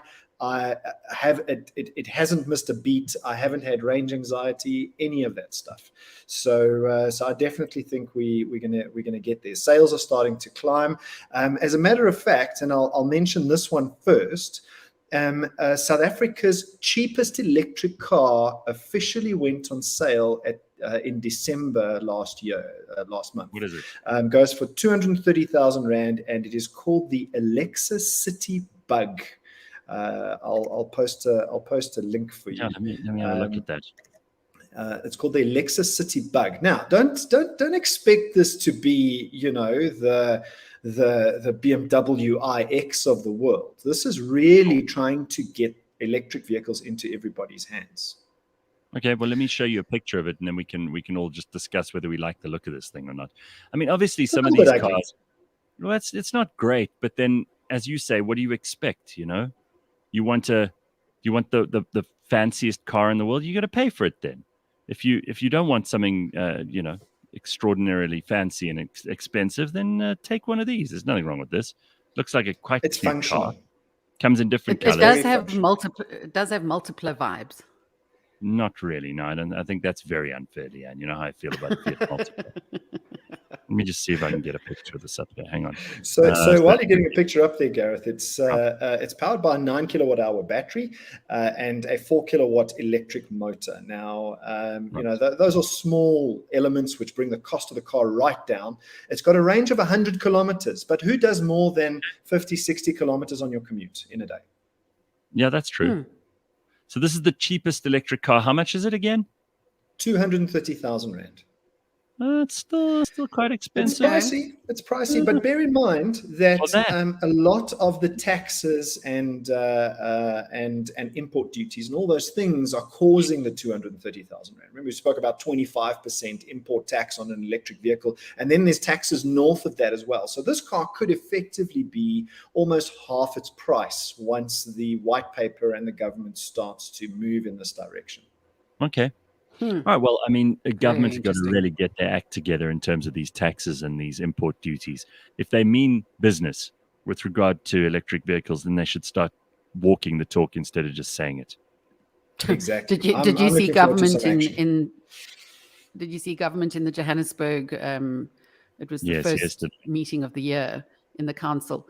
Yeah, I don't know so much. I don't know. Well, so much that leads me to the first story, Gareth, and that is remember the R2 demerit system that we've all been talking about? Yes, this is a big story. Thank This goodness is for Outer. This is very, very impressive. This is impressive, and I mean, in layman's terms, basically what happened was Outer applied that this act wasn't constitutional, and the court said that national government may not encroach on local government affairs. That's really the layman's kind of high-level version. I mean, there's a lot of detail underneath that, but that's really what the crux of the matter was, is you can't go and tell local government what to do. Every single local government has to run their municipalities the way they see fit. So, so the demerit system is declared unconstitutional. Yeah, I think this is a great win for Outer, and it obviously proves that, government can't always just get away with making bullshit rules up and trying to enforce a system that is not enforceable. Part of the reason that they struck this down and that the court decided to go with Outer on this is because the government has proven time and time again that municipalities are really poor at administering all of this. And one of the biggest reasons that the Outer system has holes in it is because the people who are going to run it and keep the records and administer it and update it are not very good at doing that already, long before we've even implemented it. And God knows how much money they've already spent on it, right? Yes, I mean a lot of the systems and thinking. I mean, you can just imagine. I say to people in my business, next time you have a meeting, count the number of people in the meeting. Try and estimate the salaries. If you spent an hour, how much money did you spend, and what actions came out of that meeting? Good point. I like that, because I hate meetings. Yeah. I'm totally. That's a great way of figuring out whether or not it's worth having the meeting. And you find that people have meetings and they spend like 50,000 Rand effectively on getting nowhere. And so, all right. I mean, this Outer thing is a really great way to start the year, though. I mean, I think, it's a victory for the ordinary citizens. It's a victory for people on the roads who pay for those roads, frankly, through their taxes. And for a really crappy system that governments tried to push through, just like e-tolls, they're going to lose on this, and they're going to keep losing until they stop making stupid ideas and decisions into reality. And I think this is a big victory for ordinary South Africans. Good for them. And well done to the people at Outer. I think whether the system in its essence is right or wrong, I'm glad that our court system and our somebody going up against something actually works. It's not just government that can push everything around. So whether it's right or wrong, I think the fact that the system works gives you confidence that you can go and say, like, well, I don't agree with that. Let's go to court. Right. Excellent. What else is in the news? So, do you believe that a goldfish can drive? So this this group of scientists decided that they were going to take a goldfish, mount it on top of a car, and see if they could teach this goldfish to drive. Now, you can encourage animals to do things based on the food, and they did exactly that. If initially the goldfish was very confused, didn't know what the hell was going on, but then started to realize that its movements inside the tank actually moved the car. No. And then started making a correlation between its movements and the car's movements, and made it to the destination, which was its food. No way. That's insane. So this goldfish drove a car. I'm sorry. Have we run out of important things to solve? There's actually an orangutan who drives a golf cart. I can send you videos. It's a true thing. But I mean, I was barely ready for that. Never mind this. Goldfish are famous for being really, really stupid and having a very short memory. You're telling me that these things that's the goldfish that was driving a car. Good Lord. Unbelievable. And, like people say, the memory of a goldfish. I'm not so sure that that's accurate anymore. Oh, clearly. If it can drive a car, it's doing better than the average South African who we know we can't drive in this country. And then a young lady in Pennsylvania was driving with her husband, and she was pregnant, and they had another child in a car who they were taking to school in a Tesla. And the lady started to feel labor pains, and she insisted that her husband drive the toddler to school first before they go to the hospital to kind of see whether this baby was actually coming now or not. They dropped the toddler off at school, and no doubt shortly after that, her water broke and she started having the baby inside the car. And then they hit traffic. So what this gentleman did was he put on autopilot, let the car drive itself, and helped deliver the baby. By the time they got to the hospital, the baby was out. Goodness obviously, me. if you don't have a self-driving car, that's a whole lot more complicated. What a story for that kid growing up. Yeah. Born inside a Tesla. Born while the Tesla was driving itself. Good thing it's Exactly. I mean, this is amazing. And, you know, these cars basically do drive themselves now, especially these extraordinary new inventions they're coming up with in places like Silicon Valley. Obviously, we're still a way off of everybody being in self-driving cars, but that's when it'll be fantastic, when no human being is at the wheel, because then the machines will make much, much less in the way of mistakes than we do. And driving will become a whole lot safer. And then auto won't be necessary then. So thank goodness auto went and got rid of it now, because it won't be necessary in the future anyway. I'd like to imagine that babies being born today potentially wouldn't have to get a driver's license. Yeah, probably not. Yeah. Hopefully. Right. Yeah. And maybe driving gets relegated to the racetrack, like horses got relegated to the racetrack when cars came around. Right. And like in most sophisticated countries, you know, it's easier in Switzerland to use public transport than drive. Like people always make the inverse. People think countries with more cars means you're sophisticated. It's the other way around. Your public transport tells you where your country is, not the amount of cars on the road. It's an interesting thing you're saying there, George. Exactly. And to that point, Mbolelo, France has just made a law that a government has decided that it requires automakers to promote walking, biking, and taking public transport in their car ads. So in the car, if you make a car ad and you put it on TV or billboards, you have to, in that ad, promote walking and taking public transport. Oh God, government! They're always trying to fucking crowbar themselves into everything. Now, if you're watching a car ad, do you really need some goddamn pedestrian crossing a street, climbing onto a bus? Out of everything we've spoken about, that's the thing that gets Gareth. You're selling a car. I knew it would. Why are they going after motor manufacturers to try and make them not use the people's product? I mean, for heaven's sake, you're selling a car. The antithesis of selling a car is telling people to use public transport. This is dumb. You can imagine the bureaucrats sitting in a room going, well, this is a good idea. We'll force all the people who make cars to advertise not selling cars. Morons. Well, they want to justify the amount of money they just spent in that meeting. Oh God! You know, really, the true parasites of society are sitting in rooms doing dumb things like that, and then we sit around here and we're like, "That's a good idea." It's not a good idea. This is ridiculous. Which country is that?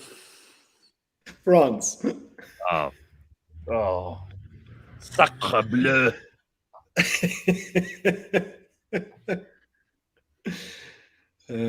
Gareth. Well, that's it for this week, and it's nice to be back.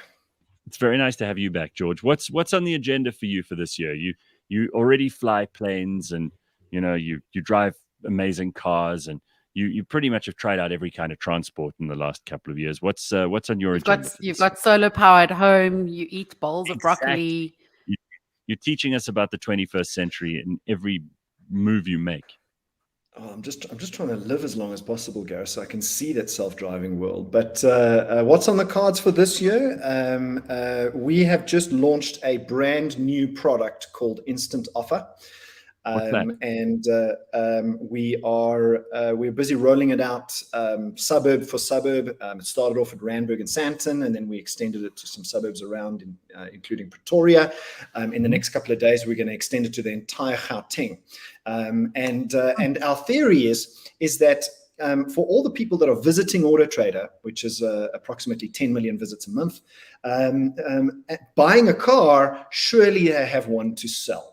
So Auto Trader is a buying platform, and we've just got kind of a little bit.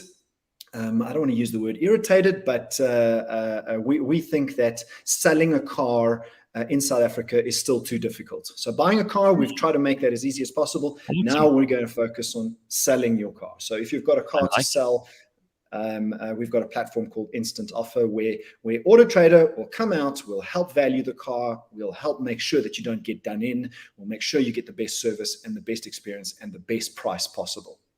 I love it. Thanks for letting us know about that too. There are going to be a lot of people who not just want to buy, but want to sell, and now you can help them with that as well.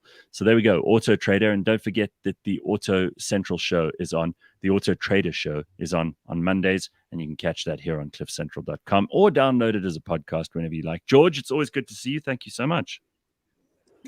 Cheers, everybody. Cheers, George. There's George Mienie, the CEO of Auto Trader. And that is a wrap for us. We will see you on Monday at 6 a.m. Have a good weekend, everybody. Bye-bye.